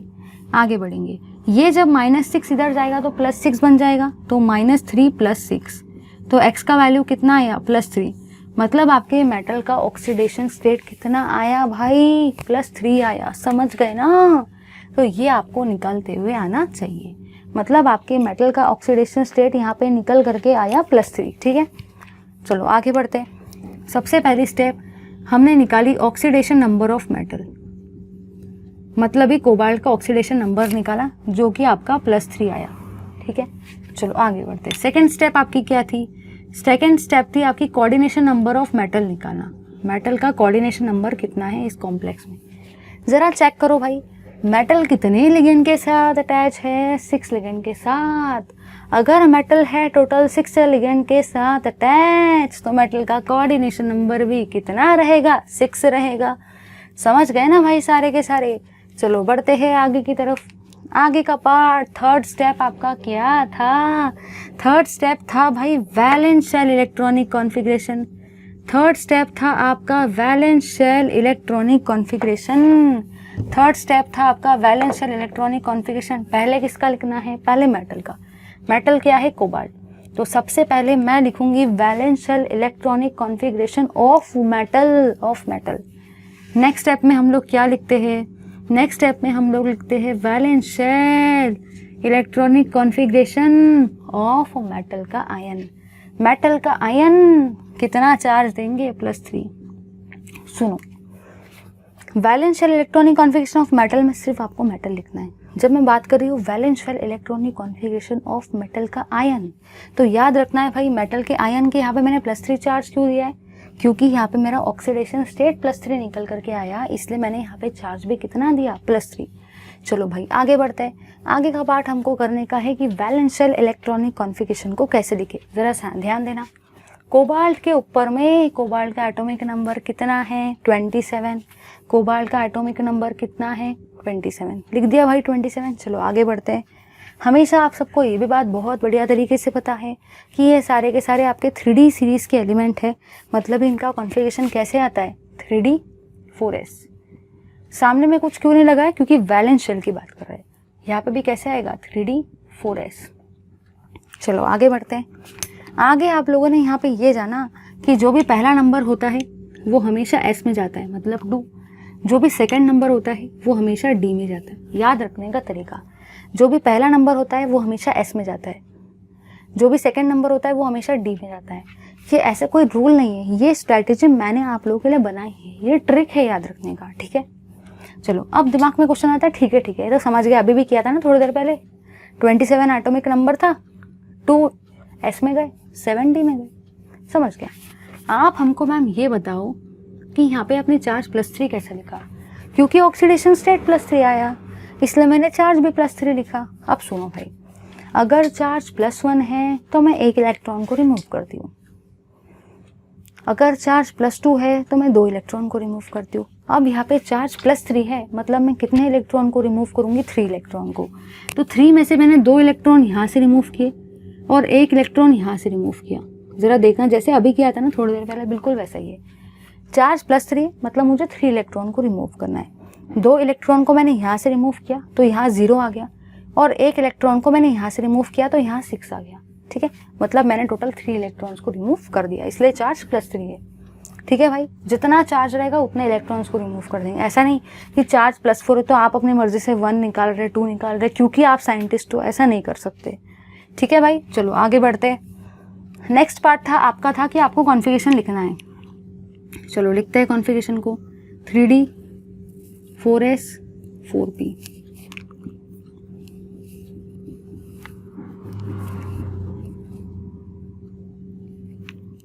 ठीक है भाई, देखो किस तरीके से 1 2 3 4 1 2 3 4 5। सबको ये बात बहुत बढ़िया तरीके से पता है कि डी में हमेशा 5 बॉक्सेस निकालते हैं। चलो आगे बढ़ेंगे। अब यहाँ पर टोटल 6 इलेक्ट्रॉन है। ये भी बात आपको याद रखना है कि हमेशा इलेक्ट्रॉन का जो भी डिस्ट्रीब्यूशन आप करेंगे वो आपको हमेशा से याद रखना है। कैसे होना चाहिए भाई? अगर बच्चे 3 हैं, चॉकलेट 3 है, तो तीनों बच्चों को 1-1 चॉकलेट मिलेंगे। ऐसा नहीं कि एक को 2 दे दिए और बेचारा एक बच्चा रोने लग गया, मुझे एक भी चॉकलेट नहीं मिली। ऐसा नहीं करना है, ऐसा पागल जैसे बिल्कुल नहीं करना है। 3 चॉकलेट है, 3 बच्चे हैं, तीनों को 1-1 चॉकलेट देंगे। ऐसा नहीं कर सकते कि एक को 2 चॉकलेट दे दी और एक बच्चा बेचारा रोने लग गया। This is very unfair. ऐसा नहीं कर सकते आप बेचारे छोटे से बच्चे के साथ। मतलब आपको सबको 1-1 इक्वली देने का है, इक्वली। यहाँ पे 6 है तो ऐसा नहीं कि आप पहले एक बच्चे को 2 दे देंगे, ऐसा नहीं कर सकते, ऐसा बिल्कुल भी नहीं कर सकते। तो आपको करना क्या है फिर? कैसा कर सकते? पहले सबको 1-1 देंगे, 1 2 3 4 5 और फिर 6। अगर बच जाता है तभी 1 देंगे। तो 6 था तो 1 2 3 4 5 और फिर यहाँ पे 6 आएगा। समझे या नहीं समझे भाई? समझ गए ना? चलो आगे बढ़ेंगे। अब आगे आपको देखना है कोऑर्डिनेशन नंबर। कोऑर्डिनेशन नंबर है भाई आपका 6। आपको सबको चेक करना है। अगर कोऑर्डिनेशन नंबर 6 है तो आप देखेंगे लिगेंड का नेचर, कि आपके लिगेंड का नेचर कैसा है। तो चेक करो भाई, लिगेंड है आपका हैलोजन। सभी को ये बात बहुत बढ़िया तरीके से पता है कि जितने भी आपके हैलोजन हैं, मतलब फिर कल बाहर आई आंटी, मतलब फ्लोरीन, क्लोरीन, ब्रोमीन, आयोडीन, एस्ट्राटाइन, जितने भी हैलोजन है ना, फ्लोरीन, क्लोरीन, ब्रोमीन, आयोडीन, एस्ट्राटाइन, फिर कल बाहर आई आंटी, ये सारे के सारे कैसे लिगेंड हैं? ये सारे के सारे लिगेंड हैं वीक। वीक मतलब ही क्या होता है भाई? वीक मतलब ही होता है कमजोर। बेचारे सारे के सारे कमजोर लिगेंड है। अब क्या होगा अगर लिगेंड सारे के सारे कमजोर है? आप लोग ही बता दो। अगर लिगेंड स्ट्रांग थे, अगर लिगेंड पावरफुल थे तो पेयरिंग हो रही थी, क्योंकि P for powerful, P for pairing. यहाँ पे लिगेंड वीक है, यहाँ पे लिगेंड कमजोर है, तो पेयरिंग नहीं होंगी, तो पेयरिंग नहीं होंगी। मतलब ऐसे केस में आपकी पेयरिंग नहीं होंगी। अब आप लोग मुझे बताओ, जब पेयरिंग नहीं होंगी तो क्या आप पेयरिंग करवाएंगे? नहीं रे बाबा, हम पेयरिंग क्यों करवाएंगे? मतलब इतना याद रखने का। कोऑर्डिनेशन नंबर चेक करने के बाद में चेक करेंगे लिगेंड का नेचर। अगर लिगेंड का नेचर है स्ट्रॉन्ग, अगर लिगेंड है powerful, P for powerful, P for pairing, तभी पेयरिंग कराने का। और अगर लिगेंड वीक है, कमजोर है, पेयरिंग नहीं कराएंगे। पेयरिंग नहीं कराएंगे तो पेयरिंग वाली स्टेप भी नहीं आएंगी, क्योंकि पेयरिंग नहीं कराना है। ठीक है भाई, चलो आगे बढ़ते हैं। अब आगे का आपका पार्ट ये भी है, आपको ये भी बात बहुत बढ़िया तरीके से याद रखना है। अगर कोऑर्डिनेशन नंबर 6 है और लिगेंड का नेचर वीक है तो आपका जो हाइब्रिडाइजेशन रहता है, जो भी आपका हाइब्रिडाइजेशन रहता है ना भाई, वो हाइब्रिडाइजेशन रहता है sp3d2। sp3d2 ये तो आपको रटा हुआ होना चाहिए। ऐसा नहीं कि आप ये अभी चेक करेंगे और फिर करेंगे, ऐसा कुछ नहीं करना है। ये आपके दिमाग में बिल्कुल रट्टा हो जाना चाहिए कि sp3d2 आएगा मतलब आएगा। ये दिमाग में याद कर लो भाई, ठीक है। कैसे आएगा वो मैं आपको समझा के देती हूँ, ठीक है। चलो आगे बढ़ते हैं, आगे का पार्ट जरा देख लेते हैं। इसको थोड़ा सा हम लोग इरेज कर देते हैं क्योंकि मुझे बताना है इस पार्ट को।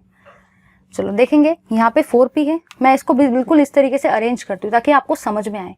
ये 4s0 है, ये 4p0 है, और अभी हम लोग 4db0 ले लेते हैं।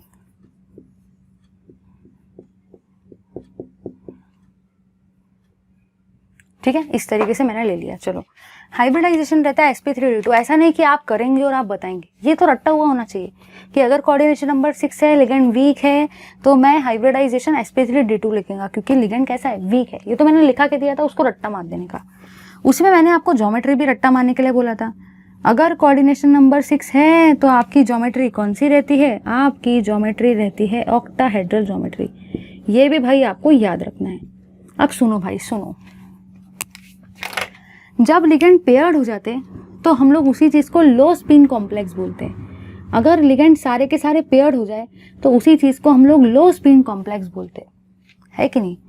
अब यहाँ पे लिगेंड आपके अनपेयर्ड है, यहाँ पे लिगेंड आपके सिंगल है, तो ऐसे केस में हम लोग इसको क्या बोलते हैं, हाई स्पिन कॉम्प्लेक्स।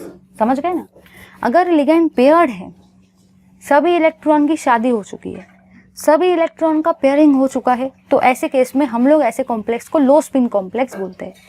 अब यहाँ पे आपके लिगेंड्स अनपेयर्ड है, यहाँ पे आपके जो इलेक्ट्रॉन्स यहाँ पे आपके जो भी इलेक्ट्रॉन्स है वो अनपेयर्ड है, इलेक्ट्रॉन्स का पेयरिंग नहीं हुआ है। अगर इलेक्ट्रॉन का पेयरिंग नहीं हुआ है, इलेक्ट्रॉन अनपेयर्ड है, तो ऐसे कॉम्प्लेक्सेस को हम लोग क्या बोलते हैं, हाई स्पिन कॉम्प्लेक्स। तो मैं यहाँ पे लिखूंगी हाई स्पिन कॉम्प्लेक्स। तो हाई स्पिन कॉम्प्लेक्स आपको पेपर में कभी नहीं दिया जाएगा, वो आपको आना चाहिए प्रेडिक्ट करते। तो कैसे प्रेडिक्ट करेंगे, अगर लिगेंड पेयर्ड है तो उसी चीज़ को हम लोग लो स्पिन कॉम्प्लेक्स बोलते हैं। अगर लिगेंड खाली है, सिंगल है, मतलब लिगेंड के अंदर में, मेटल के कॉम्प्लेक्स के अंदर में अगर आपके इलेक्ट्रॉन्स जो है वो अनपेयर्ड है, खाली है, सिंगल है, तो हम लोग उसको हाई स्पिन कॉम्प्लेक्स बोलते हैं। ठीक है, लिख दिया।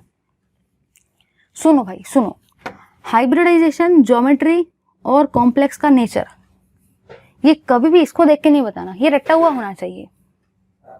कोऑर्डिनेशन नंबर 6 है, लिगेंड वीक है, लिगेंड स्ट्रॉन्ग है, उसी को देख के आपको ये रट्टा हुआ आना चाहिए, रट्टा मार लेने का बस भाई। ठीक है, चलो आगे बढ़ते हैं। अब इसमें आप लोगों ने यहाँ पे एक और चीज जानी कि आपके सारे के सारे जितने भी इलेक्ट्रॉन्स थे ना, as electrons are not paired, आपके इलेक्ट्रॉन्स पेयर्ड नहीं है। कुछ इलेक्ट्रॉन्स खाली भी ना, देखो ये खाली है, ये खाली, ये खाली, ये खाली है, सारे इलेक्ट्रॉन थोड़ी पेयर्ड है, कुछ इलेक्ट्रॉन अनपेयर्ड भी है, मतलब सारे के सारे इलेक्ट्रॉन पेयर्ड नहीं है। मतलब ये आप ऐसे भी लिख सकते हो कि इलेक्ट्रॉन्स आर अनपेयर्ड, आपके इलेक्ट्रॉन्स अनपेयर्ड है, मतलब ये आपके इलेक्ट्रॉन कैसे है, आपके इलेक्ट्रॉन सिंगल है। सिंगल मतलब खाली इलेक्ट्रॉन जिनकी शादी नहीं हुई है। अब इलेक्ट्रॉन्स अनपेयर्ड है, इलेक्ट्रॉन्स खाली है, मतलब ये आपका नेचर कैसा रहेगा, पैरामैग्नेटिक नेचर। कॉम्प्लेक्स का नेचर कैसा है, पैरामैग्नेटिक नेचर ऑफ कॉम्प्लेक्स। ठीक है भाई, समझे या नहीं समझे। कुछ लोग रट्टा मारते, COF6 3- पैरामैग्नेटिक है, पैरामैग्नेटिक है, कितना रट्टा मारोगे, पेपर में कोई दूसरा कॉम्प्लेक्स आ गया तो क्या करेंगे। चेक करो ना, यहाँ पे ये खाली दिख रहा है, ये सिंगल दिख रहा है, इनकी पेयरिंग नहीं हुई है, इनकी जोड़ी फॉर्म नहीं हुई है, इनकी शादी नहीं हुई है, मतलब ये अनपेयर्ड है, तो पैरामैग्नेटिक नेचर। अब ड्रॉ करने का स्ट्रक्चर सुनो भाई। यहाँ पे कोबाल्ट मेटल है तो मैंने सेंटर में कोबाल्ट ड्रॉ किया, ठीक है। लिगेंड कितने, 6, इसलिए मैंने टोटल 6 लाइन ड्रॉ की। कौन सा लिगेंड है, फ्लोरीन, 1 2 3 4 5 6, ठीक है भाई। और ओवरऑल चार्ज कितना है, 3-। तो ये हुआ आपकी सारी की सारी कॉम्प्लेक्स की कहानी। समझे या नहीं समझे। सबसे पहले ऑक्सीडेशन स्टेट निकाला, फिर कोऑर्डिनेशन नंबर निकाला, फिर वैलेंशियल इलेक्ट्रॉनिक कॉन्फ़िगरेशन मेटल का निकाला, फिर मेटल के आयन का निकाला। आयन का कैसे निकालते, एक +1 चार्ज है तो 1 इलेक्ट्रॉन को रिमूव करो, चार्ज +3 है तो 3 इलेक्ट्रॉन को रिमूव करो, इस तरीके से लिख दिया। फिर कोऑर्डिनेशन नंबर चेक किया, लिगेंड का नेचर देखा, पेयरिंग नहीं करेंगे इसलिए पेयरिंग वाली स्टेप नहीं लिखी। ये तो आपको रट्टा हुआ होना चाहिए, इसको देखकर ही रट्टा मार लेना, ये याद रखना है कि क्या होने वाला है। इलेक्ट्रॉन का नेचर देख लो और कॉम्प्लेक्स ड्रॉ कर लो। यहाँ पे sp3d2 कैसा है वो भी देखो, sp3d2, देखो भाई ध्यान से देखना, जरा ध्यान से देखना, sp3d2 ये हुआ आपका हाइब्रिडाइजेशन, sp3 और d के सिर्फ 2, तभी तो हाइब्रिडाइजेशन क्या आया भाई, sp3d2, समझ गए ना। चलो लो इसका स्क्रीनशॉट। चलिए भाई देखते हैं अपने नेक्स्ट कॉम्प्लेक्स को, जो कि है आपके 3rd नंबर का कॉम्प्लेक्स। एक बार फिर से सारे के सारे एलिमेंट्स लिख लेते हैं हम लोग। सबसे पहले तो आपका स्कैंडियम, स टी व क्र मन फे को नी कु जन। और अगर बात करते हैं इनके एटॉमिक नंबर की, तो एटॉमिक नंबर इनका था 21, 22, 23, 24, 25, 26, 27, 28, 29, 30। आज का क्लास जो भी देख रहा होगा एंट्रेंस में भी हेल्प मिलेगा। पेपर में आज के क्लास से 100%, 101% पेपर में 3 मार्क का क्वेश्चन देखने को मिलेगा। इस चैप्टर से फिर से सुनो मेरी बात को, इस चैप्टर से जो 3 मार्क का क्वेश्चन आपको देखने को मिलेगा ना, वो इसी चैप्टर से, इस वाले पार्ट से रहेगा, जो कि आज का क्लास है। जिन्होंने भी आज के 1.5 घंटे दिए हैं, मैं उनके बोर्ड के 3 मार्क्स आज फिक्स कर दे रही हूँ भाई, ठीक है। इसमें से ही कुछ ना कुछ आएगा, इसके अलावा बाहर से कुछ आने वाला नहीं है। चलिए भाई देख रहे हैं हम लोग अपने नेक्स्ट एग्जाम्पल को। नेक्स्ट एग्जाम्पल है भाई आपका NiCl4 2-। नेक्स्ट एग्जाम्पल, जो 3rd एग्जाम्पल हम लोग डिस्कस कर रहे हैं, वो है आपका NiCl4 2-। NiCl4 2-। ठीक है भाई। चलो सबसे पहले स्टेप में हम लोग क्या करते हैं, सबसे पहले स्टेप में याद रखने का, ऐसा नहीं कि आप लोग कोई स्टेप पहले कर रहे हैं, किधर पे पहले, ऐसा कुछ नहीं करना है। पहले जो स्टेप क्या था, ऑक्सीडेशन स्टेट का कैलकुलेशन करेंगे भाई, सारे के सारे ऑक्सीडेशन स्टेट का कैलकुलेशन। तो सबसे पहले हम लोग मेटल को लिखेंगे x, क्योंकि सबको पता है कि मेटल को हमेशा x वर्ड से लिखा जाता है, बीच बीच में प्लस साइन, बीच बीच में प्लस साइन। क्लोरीन के नीचे में है 4 नंबर, इसलिए मैंने यहाँ पे लिखा 4। क्लोरीन के नीचे में है 4 नंबर, इसलिए मैंने यहाँ पे लिखा 4। और सबको ये बात बहुत बढ़िया तरीके से पता है, फिर कल बाहर आई आंटी, मतलब ही फिर कल बाहर आई आंटी, मतलब ही सारे के सारे जितने भी हेलोजन होते हैं सबके ऊपर चार्ज कितना आता है, -1।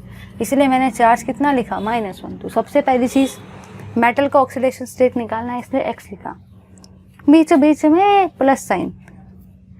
लिगेंड के नीचे में 4 नंबर है, इसलिए 4। हैलोजन है, क्लोरीन है, चार्ज -1 आएगा तो -1। ओवरऑल चार्ज कितना है भाई, ओवरऑल चार्ज कितना है, -2। चलो आगे बढ़ते हैं। x 4 1 जार 4 होता है, और माइनस साइन है तो माइनस इक्वल्स टू -2। जब ये -4 इधर जाएगा तो वो क्या बन जाएगा, +4। तो इसका वैल्यू देखो कैसे आएगा, -2 + 4। और सबको ये बात अच्छे से पता है कि 4 - 2 कितना होता है, +2। मतलब यहाँ पे आपके मेटल का ऑक्सीडेशन स्टेट कितना आया, यहाँ पे आपके मेटल का ऑक्सीडेशन स्टेट कितना आया, +2 आया। ठीक है भाई। तो सबसे पहले स्टेप में हम लोगों ने मेटल का ऑक्सीडेशन नंबर निकाल लिया। चलो फिर लिखते हैं, किस बात की देरी, लिखना पड़ेगा ना भाई। तो ऑक्सीडेशन नंबर, जो भी आपका ऑक्सीडेशन नंबर है ना, oxidation number of cobalt, oxidation number of निकल, क्योंकि यहाँ पे निकल मेटल है, कोबाल्ट मेटल है तो कोबाल्ट लिखो, निकल लिखो, जो भी मेटल रहेगा वो आपको लिखने का है। कितना ऑक्सीडेशन नंबर आया, +2। कुछ लोग रट्टा मार के जाते हैं कि इस कॉम्प्लेक्स में इतना आता है, उसमें इतना आता है। रट्टा कितना मारोगे भाई, निकालना सीखो कैसे निकालते हैं। बुक में नहीं दिया है कैसे निकालना, मैंने आपको ये भी बताया। ठीक है। सेकेंड नंबर की स्टेप क्या थी, पहली स्टेप थी ऑक्सीडेशन नंबर को निकालो, सेकेंड स्टेप क्या थी, कोऑर्डिनेशन नंबर को निकालो। चलिए भाई लिखते हैं कोऑर्डिनेशन नंबर। कोऑर्डिनेशन नंबर कितना है निकल का, मतलब ही मेटल का, इस कॉम्प्लेक्स के अंदर में। अब दिमाग में क्वेश्चन ये आता है, मैम कोऑर्डिनेशन नंबर कैसे पता चलेगा। सोचो भाई सोचो, मेटल जो है कितने लिगेंड के साथ अटैच है, 4 लिगेंड के साथ। मेटल आपके टोटल 4 लिगेंड के साथ में है अटैच, मतलब मेटल का कोऑर्डिनेशन नंबर भी कितना रहेगा, 4। मतलब यहाँ पे मैंने ये जाना कि अगर मेटल 4 लिगेंड के साथ में है अटैच, तो मेटल का कोऑर्डिनेशन नंबर भी कितना रहेगा, 4, मतलब ही 4। ठीक है। समझ गए ना भाई। चलो आगे बढ़ते हैं। नेक्स्ट स्टेप आपकी क्या थी, याद करो ज़रा। नेक्स्ट स्टेप क्या थी, valence shell electronic configuration. Next step था भाई आपका valence shell electronic configuration. Valence shell electronic configuration, वो भी आपको वैलेंस शेल इलेक्ट्रॉनिक कॉन्फ़िगरेशन किसका लिखना था, याद करो। सबसे पहले स्टेप में valence shell electronic configuration metal का लिखा जाता है। मतलब इस सबसे पहले स्टेप में आप वैलेंस शेल इलेक्ट्रॉनिक कॉन्फ़िगरेशन निकल का लिखेंगे। सेकंड स्टेप में किसका वैलेंस शेल इलेक्ट्रॉनिक कॉन्फ़िगरेशन लिखेंगे, सेकंड स्टेप में आप लिखेंगे valence shell electronic configuration of nickel ion. फिर दिमाग में क्वेश्चन ये आता है कि मैम इतना हमको समझ गया, आप वही स्टेप्स फॉलो कर रहे हो, हमको बहुत अच्छा लगा कि पहले स्टेप में वैलेंस इलेक्ट्रॉनिक कॉन्फ़िगरेशन का निकल का लिख रहे, सेकंड स्टेप में निकल के आयन का लिख रहे। आप हमको ये बताओ ये +2 चार्ज क्यों आया। मेरी मर्जी, मैं +3 भी डाल सकता था, +1 भी डाल सकता था, आपने +2 क्यों डाला मैम। सुनो भाई सुनो, ऑक्सीडेशन स्टेट कितना आया, +2, इसलिए मैंने चार्ज भी कितना दिया, +2। ठीक है भाई, चलो आगे बढ़ते हैं। आगे का पार्ट आपका ये कहता है कि निकल के ऊपर में एटॉमिक नंबर कितना होता है, 28। आपके निकल का एटॉमिक नंबर होता है 28। निकल आपका एक 3D सीरीज का एलिमेंट है, इसलिए मैंने लिखा है 3D4s, इसलिए मैंने लिखा है 3D4s। ठीक है भाई, चलो आगे बढ़ते हैं। सुनो भाई सुनो, ध्यान से सुनना, जरा ध्यान से सुनना। पहला नंबर हमेशा किसके अंदर में डालते हैं, according to Ankita trick, S के अंदर में। सेकंड नंबर हमेशा किसके अंदर में डालते हैं, D के अंदर में। याद है ना भाई सबको, पहला नंबर S के अंदर में डालने का, सेकंड नंबर D के अंदर में डालने का। ये मेरा याद रखने का ट्रिक है जो मैं आपको बता रही हूँ। ठीक है, अब मेटल के ऊपर अगर चार्ज है +1 तो मैं एक इलेक्ट्रॉन को रिमूव करूंगी। अगर मेटल के ऊपर चार्ज +2 आ जाए तो मैं कितने इलेक्ट्रॉन को रिमूव करूंगी भाई, 2 इलेक्ट्रॉन्स को, है कि नहीं। अब मुझे टोटल 2 इलेक्ट्रॉन्स को रिमूव करना है। क्यों, क्योंकि मेटल के ऊपर चार्ज 2 है। सबसे पहला इलेक्ट्रॉन हमेशा ऐसे निकाला जाता है, तो मैंने यहाँ से निकाल दिया, यहाँ पे 8 एज इट इज बचा। मेटल के ऊपर चार्ज +2 है, मतलब मुझे टोटल 2 इलेक्ट्रॉन को रिमूव करना है। 2 इलेक्ट्रॉन मैंने यहाँ से रिमूव कर दिए, तो यहाँ पे 0 बच गया। यहाँ पे जितने थे यहाँ पे उतने ही बचेंगे। यहाँ पे पहले भी 8 थे, अभी भी 8 है। मुझे 2 रिमूव करना था, 2 मैंने यहाँ से रिमूव कर दिए। ठीक है, पहले हमेशा S से ही इलेक्ट्रॉन निकाले जाते। P में पहले भी 0 थे, बाद में भी 0 थे। चलो आगे बढ़ेंगे भाई, 3D का लिखेंगे डायग्राम।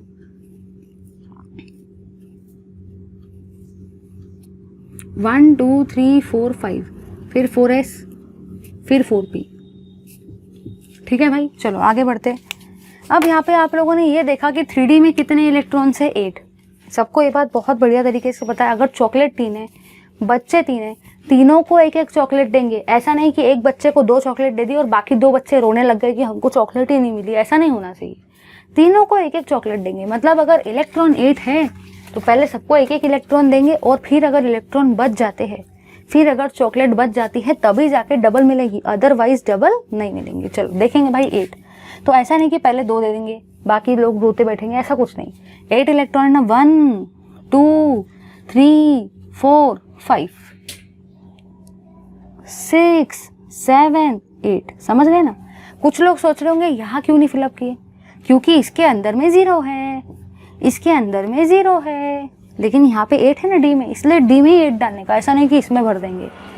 एक और बात, यहाँ पे पहले 8 थी, पहले सबको एक एक दिया, 1 2 3 4 5, सबको एक एक मिल गया, फिर 6, फिर 7, फिर 8, समझ गए ना। चलो आगे बढ़ेंगे। आगे आप लोगों ने यहाँ पे ये जाना कि कोऑर्डिनेशन नंबर कितना है भाई मेटल का, कितना है कोऑर्डिनेशन नंबर, सारे के सारे देख के बताओ। मेटल टोटल 4 लिगेंड के साथ में अटैच है, मतलब मेटल का कोऑर्डिनेशन नंबर कॉम्प्लेक्स में 4 है।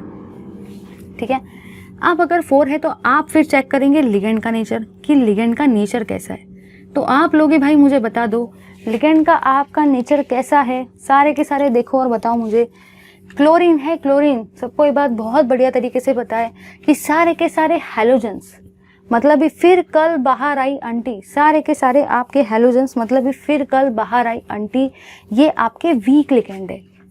वीक का मतलब ही क्या होता है, वीक लिगेंड का मतलब ही होता है कमजोर लिगेंड।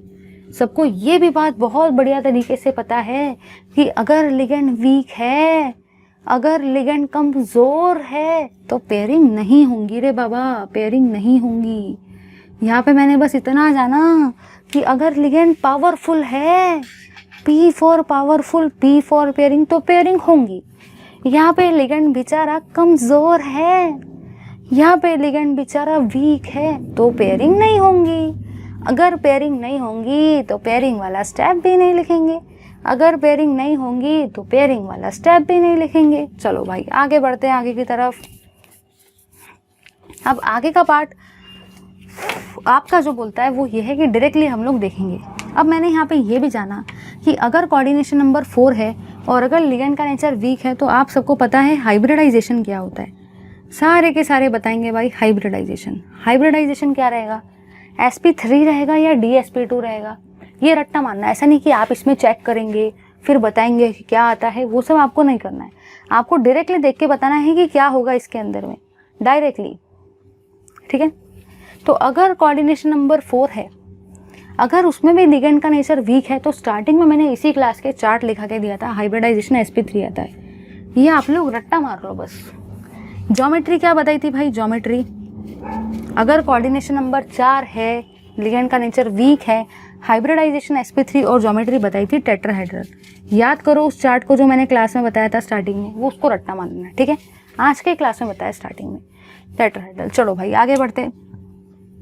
अब यहाँ पे अगर मैं बात करूँ ना, तो आप लोग मुझे बताओ, क्या सारे के सारे इलेक्ट्रॉन पेयर्ड है क्या? नहीं, 2 इलेक्ट्रॉन अनपेयर्ड है, ये भी इलेक्ट्रॉन अनपेयर्ड है, ये भी इलेक्ट्रॉन अनपेयर्ड है। अगर इलेक्ट्रॉन पेयर्ड होते हैं सारे के सारे तो लो स्पिन कॉम्प्लेक्स, अगर इलेक्ट्रॉन अनपेयर्ड है तो आपके कॉम्प्लेक्स का नाम रहता है भाई हाई स्पिन कॉम्प्लेक्स। यहाँ पे इलेक्ट्रॉन 2 अनपेयर्ड है, 2 इलेक्ट्रॉन अनपेयर्ड है, और अगर अनपेयर्ड इलेक्ट्रॉन आ जाए, सिंगल इलेक्ट्रॉन आ जाए हम जब के जैसे, तो कॉम्प्लेक्स का नेचर रहता है हाई स्पिन कॉम्प्लेक्स। मतलब यहाँ पे आपका कॉम्प्लेक्स का नेचर कैसा रहेगा, हाई स्पिन कॉम्प्लेक्स। ठीक है भाई, चलो बढ़ते आगे की तरफ। अब आगे का पार्ट ये है आपका मैग्नेटिक बिहेवियर।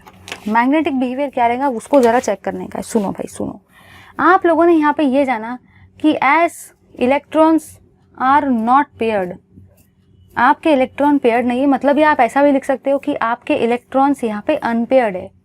देखो भाई कैसे इलेक्ट्रॉन्स अनपेयर्ड है, यहाँ पे ये भी इलेक्ट्रॉन अनपेयर्ड है, ये भी इलेक्ट्रॉन अनपेयर्ड है, मतलब आपके इलेक्ट्रॉन अनपेयर्ड है। यहाँ पे कुछ डोमिनेंस वाला नहीं रहता है कि ज़्यादा पेयर्ड है या कम पेयर्ड है। दिमाग में क्वेश्चन आपके आते हैं, ऐसा ज़्यादा नहीं सोचना। जितना ज़्यादा सोचते हो उतना ज़्यादा दिमाग खराब होता है। ज़्यादा सोचना ही नहीं है बिल्कुल, बस बिंदास चलने देने का अपनी गाड़ी को। ज़्यादा दिमाग लगाएंगे, अपन को साइंटिस्ट थोड़ी बनना है इस पार्ट में भाई, वीबीटी के पार्ट में, केमिस्ट्री में आपको पीएचडी थोड़ी करना। डायरेक्टली देखो, 2 इलेक्ट्रॉन अनपेयर्ड है ना, इलेक्ट्रॉन अनपेयर्ड है। अगर इलेक्ट्रॉन अनपेयर्ड है, अगर इलेक्ट्रॉन सिंगल है, तो कॉम्प्लेक्स का नेचर कैसा रहेगा भाई, पैरामैग्नेटिक कॉम्प्लेक्स। ठीक है, चलो अब मुझे आगे का ड्रॉ करने का है, निकेल का ये वाला डायग्राम। तो कॉम्प्लेक्स का जो आपका ज्योमेट्री है वो है आपका टेट्राहेड्रल ज्योमेट्री। टेट्राहेड्रल मतलब आपको 4 कुछ इस तरीके से दिखाने हैं। ये 4, क्योंकि लिगेंड 4 है इसलिए मैंने टोटल 4 लाइन ड्रॉ की। टोटल चार्ज कितना है 2-, क्लोरीन कितने 4, 1 2 3 4, ये बन गया आपका टेट्राहेड्रल स्ट्रक्चर। फिर दिमाग में क्वेश्चन ये भी आता है कि मैम sp3 कैसे आया। सुनो भाई सुनो, ये तो सब ऑक्युपाइड है, ये S और ये 3p, तो क्या जनरेट हुआ इससे, sp3। बुक में जैसा दिया है वैसा मत करो, क्योंकि उतना थोड़ी करेंगे हम लोग। sp3, ये S और 3p, मतलब एक S और 3p मतलब sp3 हाइब्रिडाइजेशन। समझे या नहीं समझे? लो भाई इसका स्क्रीनशॉट, फिर हम लोग करते हैं लास्ट वाला एग्जाम्पल। चलिए भाई, तो अब हम लोग देखते हैं वीबीटी थ्योरी का आपका लास्ट एग्जाम्पल। चलिए देखते हैं, तो वीबीटी थ्योरी का आपका जो लास्ट एग्जाम्पल है उसका नाम है NiCN4 × 2-। चलिए देखते हैं इस पार्ट को। चलिए भाई, तो देखते हैं अपने लास्ट एग्जाम्पल को जिसका नाम है आपका NiCN4 × 2-। ठीक है भाई, सबसे पहला काम हम लोगों को हमेशा क्या करना पड़ता है, हमेशा सबसे पहला काम आपको करना पड़ता है ऑक्सीडेशन स्टेट का कैलकुलेशन। चलिए निकालते हैं NiCN4 × 2-। ठीक है भाई, सबसे पहली और सबसे काम की चीज़, अगर ऑक्सीडेशन स्टेट निकालना है तो उस मेटल को मैंने एक्स से रिप्रेजेंट कर दिया, क्योंकि मुझे उसका ऑक्सीडेशन स्टेट निकालना है। बीच बीच में प्लस साइन। Cn के नीचे में कितना नंबर है 4, इसलिए मैंने लिखा है 4। और सबको याद रखना है कि HCN से आपका Cn बनता है, HCN से आपका Cn बनता है। मतलब अगर मुझे HCN से Cn बनाना है तो मैंने कितने हाइड्रोजन का टोटल लॉस किया है यहाँ पे, 1 हाइड्रोजन का। इसलिए साइनाइड के ऊपर चार्ज भी हमेशा कितना आता है 1 माइनस। ये मैंने आपको स्टार्टिंग के क्लासेस में भी बताया था। तो साइनाइड के ऊपर चार्ज आएगा 1 माइनस। ओवरऑल चार्ज कितना है भाई -2। ठीक है, चलो x 4 1 जार 4 -4 इक्वल्स टू -2। जब ये -4 लेफ्ट से राइट में जाएगा तो +4 बन जाएगा, तो इसका वैल्यू कितना आएगा -2 + 4। -2 + 4 कितना होता है +2। मतलब जो भी आपका मेटल है, जो भी आपका निकेल है इस कॉम्प्लेक्स के अंदर में, उसका ऑक्सीडेशन स्टेट कितना निकल करके आया +2 आ गया। समझ गए ना भाई सारे के सारे। पेपर में ऑक्सीडेशन स्टेट नहीं दिया जाएगा। चलो आगे बढ़ते हैं। तो सबसे पहला काम जो हम लोगों को लिखना है वो है ऑक्सीडेशन स्टेट। सबसे पहले आपको लिखना है ऑक्सीडेशन स्टेट। ऑक्सीडेशन स्टेट निकल का कितना होगा, सबसे पहले आपको वो लिखना है। तो कितना होगा भाई निकल का ऑक्सीडेशन स्टेट +2। निकल का आपका ऑक्सीडेशन स्टेट +2 आया। सेकंड नंबर में हमेशा हम लोग क्या लिखते हैं, coordination number of metal. Complex के अंदर में मेटल का, मतलब ही इस केस में निकल का कोऑर्डिनेशन नंबर कितना है, कैसे निकालेंगे खुद ही सोचो। यहाँ पे मेटल कितने लिगेंड के साथ में अटैच है, 4 लिगेंड के साथ में। अगर मेटल 4 लिगेंड के साथ में अटैच होता है तो मेटल का कोऑर्डिनेशन नंबर भी कितना होता है, 4 होता है। आगे बढ़ेंगे भाई आगे। नेक्स्ट स्टेप में हमेशा क्या लिखते हैं, पहले स्टेप में ऑक्सीडेशन नंबर कैलकुलेट करते और लिखते हैं। सेकेंड स्टेप में कोऑर्डिनेशन नंबर देख के लिखते हैं। थर्ड स्टेप आपकी रहती है valence shell electronic configuration. Valence shell electronic configuration. और थर्ड स्टेप में हम लोग लिखते हैं वैलेंस शेल इलेक्ट्रॉनिक कॉन्फ़िगरेशन आपके मेटल का। मेटल है यहाँ पे निकल, मतलब मुझे निकल का वैलेंस शेल इलेक्ट्रॉनिक कॉन्फ़िगरेशन लिखना है। नेक्स्ट स्टेप में हम लोग लिखते हैं आपका valence shell electronic configuration. Next step में हम लोग लिखते हैं वैलेंस शेल इलेक्ट्रॉनिक कॉन्फ़िगरेशन निकल के आयन का। दिमाग में क्वेश्चन आएगा कि मैंने यहाँ पे निकल के ऊपर +2 चार्ज क्यों लगाया, क्योंकि यहाँ पे ऑक्सीडेशन स्टेट +2 आई है, इसलिए मैंने यहाँ पे भी +2 लगाया। सबको ये भी बात बहुत बढ़िया तरीके से याद रखनी है कि ये 3D सीरीज़ के एलिमेंट है, मतलब यहाँ पे 3D 4s आता है। 4p तो हमेशा 0 ही रहेगा, यहाँ पे भी 3D, यहाँ पे भी 4s और यहाँ पे भी 4p हमेशा 0 रहेगा। ठीक है भाई, चलो आगे बढ़ेंगे हम लोग। अगर मैं बात करती हूँ आगे की, तो आगे आप लोगों ने यहाँ पे जो जाना वो ये है कि निकल का एटॉमिक नंबर कितना है 28। तो मैंने यहाँ पे लिख दिया 28, क्योंकि निकल का एटॉमिक नंबर है 28 तो मैंने लिख दिया 28। आप सबको यहाँ पे ये भी बात बहुत बढ़िया तरीके से पता है कि पहला नंबर जो होता है वो हमेशा आपके एस में जाता है, सेकंड नंबर जो होता है वो हमेशा आपके डी में जाता है। याद रखना है भाई, पहला नंबर हमेशा एस में जाता है, ठीक है, और सेकंड नंबर आपका जो होता है वो हमेशा आपके डी में जाता है। तो 2 आपके एस में गया, 8 आपके डी में गया। आगे बढ़ेंगे। यहाँ पे मेटल के ऊपर चार्ज है +2, मतलब आपको टोटल कितने इलेक्ट्रॉन को रिमूव करना पड़ेगा, 2 इलेक्ट्रॉन को। ठीक है भाई, 2 इलेक्ट्रॉन को यहाँ से मैंने रिमूव कर दिया तो यहाँ पे 0 बचा, यहाँ पे 8 एज इट इज़। ज़रा ध्यान देना, यहाँ पे मेटल के ऊपर चार्ज है +2, मतलब मुझे 2 इलेक्ट्रॉन को रिमूव करना है। दोनों के दोनों इलेक्ट्रॉन मैंने यहाँ से रिमूव कर दिए तो यहाँ पे 0 बचा और ये 8 एज इट इज़। ठीक है, आगे बढ़ेंगे, इसको थोड़ा अच्छे से लिखेंगे। ये है आपका 3D 1 2 3 4 5, ये है आपका 4s, ये है आपका 4p। ठीक है, अगर आपको 4D लिखना है तो आप 4D भी लिख सकते हो, 4D0 भी आप लोग लिख सकते हो अगर आपको लिखना है तो 1 2 3 4 5। ठीक है, चलो आगे के पार्ट में बढ़ेंगे। अब यहाँ पे अगर मैं ध्यान देती हूँ तो यहाँ पे मैंने ये देखा, यहाँ पे टोटल 8 इलेक्ट्रॉन्स है। सबको ये बात बहुत बढ़िया तरीके से पता है कि अगर 3 बच्चे हैं, 3 चॉकलेट है, तो आप सबको हमेशा 1-1 चॉकलेट देते है ना, ऐसा तो नहीं ना किसी को डबल दे देते। तो यहाँ पे 8 इलेक्ट्रॉन है, मतलब मुझे 8 इलेक्ट्रॉन को डालना है, डिस्ट्रीब्यूट करना है बच्चों के बीच में। तो पहले सबको 1-1 इलेक्ट्रॉन देंगे, 1 2 3 4 5 6 7 8, डबल उन्हीं को देंगे अगर बच जाती है तो 1 2 3 4 5 6 7 8। ठीक है भाई, चलो आगे बढ़ेंगे। आगे आप लोगों ने यहाँ पे ये जाना कि मेटल का जो कोऑर्डिनेशन नंबर है, मेटल का जो कोऑर्डिनेशन नंबर है वो कितना है, 4 है। जैसे कि अभी हम लोगों ने देखा, अगर मेटल का कोऑर्डिनेशन नंबर 4 है, उसके बाद आप लोग हमेशा देखते हो लिगेंड के नेचर को, फिर आपको देखने का है लिगेंड का नेचर। तो ज़रा ध्यान दो, साइनाइड है, साइनाइड। जैसे कि मैंने आपको बताया था कि साइनाइड आपका एक कैसा लिगेंड है, स्ट्रॉन्ग लिगेंड है। साइनाइड आपका कैसा लिगेंड है, पावरफुल लिगेंड है। साइनाइड आपका स्ट्रॉन्ग है, साइनाइड आपका पावरफुल लिगेंड है, मतलब मैं यहाँ पे लिखूंगी स्ट्रॉन्ग लिगेंड। साइनाइड कैसे लिगेंड है, स्ट्रॉन्ग लिगेंड।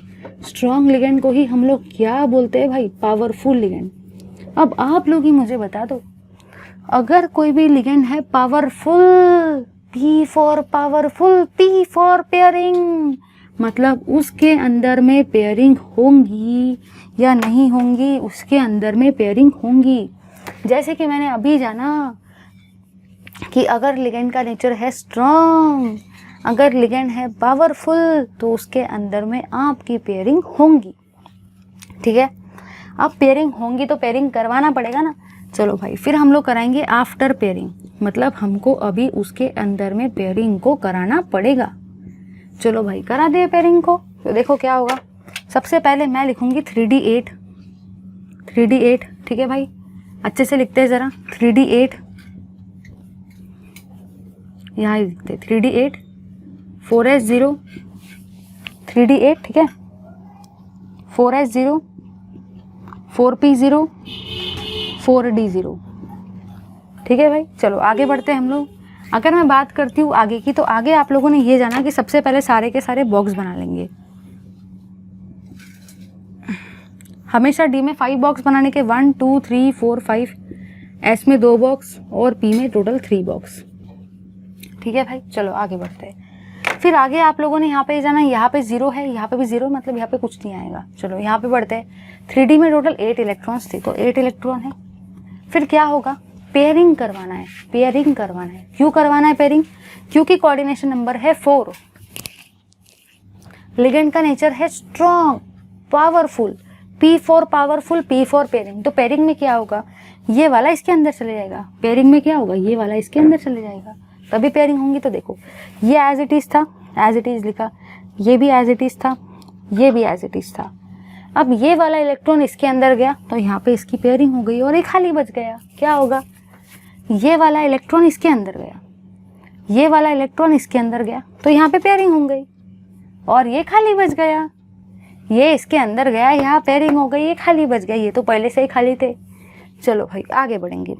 आगे आप लोगों ने क्या जाना, आगे आप लोगों ने ये जाना भाई, आगे आप लोगों ने ये जाना कि अगर कोऑर्डिनेशन नंबर है 4 और लिगेंड का नेचर है स्ट्रॉन्ग, तो आपका जो हाइब्रिडाइजेशन रहता है, हाइब्रिडाइजेशन क्या रहता है, DsP2 रहता है। आपकी ज्योमेट्री क्या रहती है, आपकी ज्योमेट्री स्क्वायर प्लेनर रहती है। कुछ लोग सोचेंगे ये हमको कैसे पता चलेगा, ये आपको पता करना भी नहीं है, ना ही किसी से देख के लिखना है, ये याद रखना है। ये रट्टा मारने का पार्ट है भाई, याद रखना है सबको कि अगर कोऑर्डिनेशन नंबर 4 है, तो याद है मैंने स्टार्टिंग के क्लास में अभी आपको एक चार्ट लिखा के दिया था, उसमें भी लिगेंड का नेचर स्ट्रॉन्ग है, तो आपका हाइब्रिडाइजेशन हमेशा DsP2 ही रहता है, याद कर लो। ज्योमेट्री हमेशा स्क्वायर प्लेनर ही रहती है। ठीक है भाई, चलो आगे देखते हैं हम लोग। यहाँ पे आप लोग ये देखेंगे, ऑल इलेक्ट्रॉन्स आर पेयर्ड, सारे के सारे इलेक्ट्रॉन्स जितने भी इस कॉम्प्लेक्स के अंदर में है, ये स्टेज पे, ये स्टेज थोड़ी देखेंगे, ये स्टेज देखेंगे ना, सारे के सारे इलेक्ट्रॉन पेयर्ड है, सारे के सारे इलेक्ट्रॉन की जोड़ी बन चुकी है, सारे के सारे इलेक्ट्रॉन की शादी हो चुकी है। मतलब यहाँ पे आपके कॉम्प्लेक्स का नेचर कैसा है, डायामैग्नेटिक कॉम्प्लेक्स। यहाँ पे आपके कॉम्प्लेक्स का नेचर कैसा है भाई, डायामैग्नेटिक कॉम्प्लेक्स का नेचर है। चलो आगे बढ़ेंगे हम लोग। अगर मैं बात करती हूँ आगे की, तो हम लोग को स्क्वायर प्लेनर स्ट्रक्चर ड्रॉ करना है। ठीक है, तो आप लोगों ने यहाँ पे ये देखा कि सेंटर में है निकल, तो मैंने यहाँ पे निकल मेटल को ड्रॉ किया। टोटल लिगेंड कितने हैं, 4, इसलिए मैंने टोटल 4 लाइन ड्रॉ कर दी। कॉम्प्लेक्स का नेचर कैसा है, स्क्वायर प्लेनर, इसलिए मैंने स्क्वायर ड्रॉ किया। लिगेंड कितने हैं, साइनाइड 4 है, 1 2 3 4। ठीक है भाई, अब मैंने ये ऐसा क्यों लिखा है, क्योंकि मेरे कॉम्प्लेक्स का नेचर ही है स्क्वायर प्लेनर। स्क्वायर प्लेनर का मतलब क्या होता है, जाहिर सी बात है भाई, स्क्वायर जैसा। इसीलिए तो देखो ये बिल्कुल स्क्वायर जैसा कॉम्प्लेक्स है। तो ये हुआ आपका स्क्वायर प्लेनर कॉम्प्लेक्स। इसी के अलावा आपको ये भी चीज़ यहाँ पे याद रखना है, दिमाग में फिर भी आता है मैम DsP2 कैसे है, मुझे नहीं समझा। सुनो भाई सुनो, ये है D, ये है आपका है D, ये है आपका एक S और ये है आपका P2, मतलब आपका हाइब्रिडाइजेशन क्या है DsP2। D एक है D, एक है S और 2 है P। तीसरे P को मत लेना क्योंकि हाइब्रिडाइजेशन का नाम ही है DsP2, तो एक D एक S और 2 P। समझे या नहीं समझे, इतना चीज याद रखना है। सारी स्टेप सब लोग करेक्ट करते, इतनी चीज भूल जाते, पेयरिंग कराना है या नहीं कराना है, याद रखना है, याद रखना है। लिगेंड का नेचर जरूर देखना है। हाइब्रिडाइजेशन ज्योमेट्री को आप लोग रट्टा मार लो, ठीक है भाई। Thank you very much for watching this video. I am very happy to conclude here that कि आपका यहाँ पे VBT वाला पार्ट खत्म हो गया। अब इस चैप्टर में बस एक ही चीज़ बचती है जो कि है CFT, मतलब क्रिस्टल फील्ड थ्योरी, जो कि हम लोग सारे के सारे लेने वाले हैं आपके नेक्स्ट वाले क्लास में। So here guys are VBT ends. मैंने टाइम थोड़ा ज़्यादा लिया, I am so sorry for that, लेकिन इसके बिना हमारे कॉम्प्लेक्सेस नहीं हो पाते थे। अगर मैं 2 कॉम्प्लेक्सेस ही कराती थी और 2 कॉम्प्लेक्सेस आपके लिए छोड़ देती थी तो वो तो बुक में भी दे रखा है, लेकिन फिर समझाने वाला भी तो चाहिए ना, क्योंकि क्या पता पेपर में आ गया तो। आज की क्लास से 3 मार्क आपको 100% मिलेंगे। तो इसी 3 मार्क की कसम सबको, सभी को इसी 3 मार्क्स की कसम सारे के सारे लाइक करेंगे, ठीक है। Thank you very much for watching this video. Keep watching my videos, देखते रहिए मेरे सारे के सारे वीडियोस को। लाइक शेयर और कमेंट करना ना भूले। Thank you.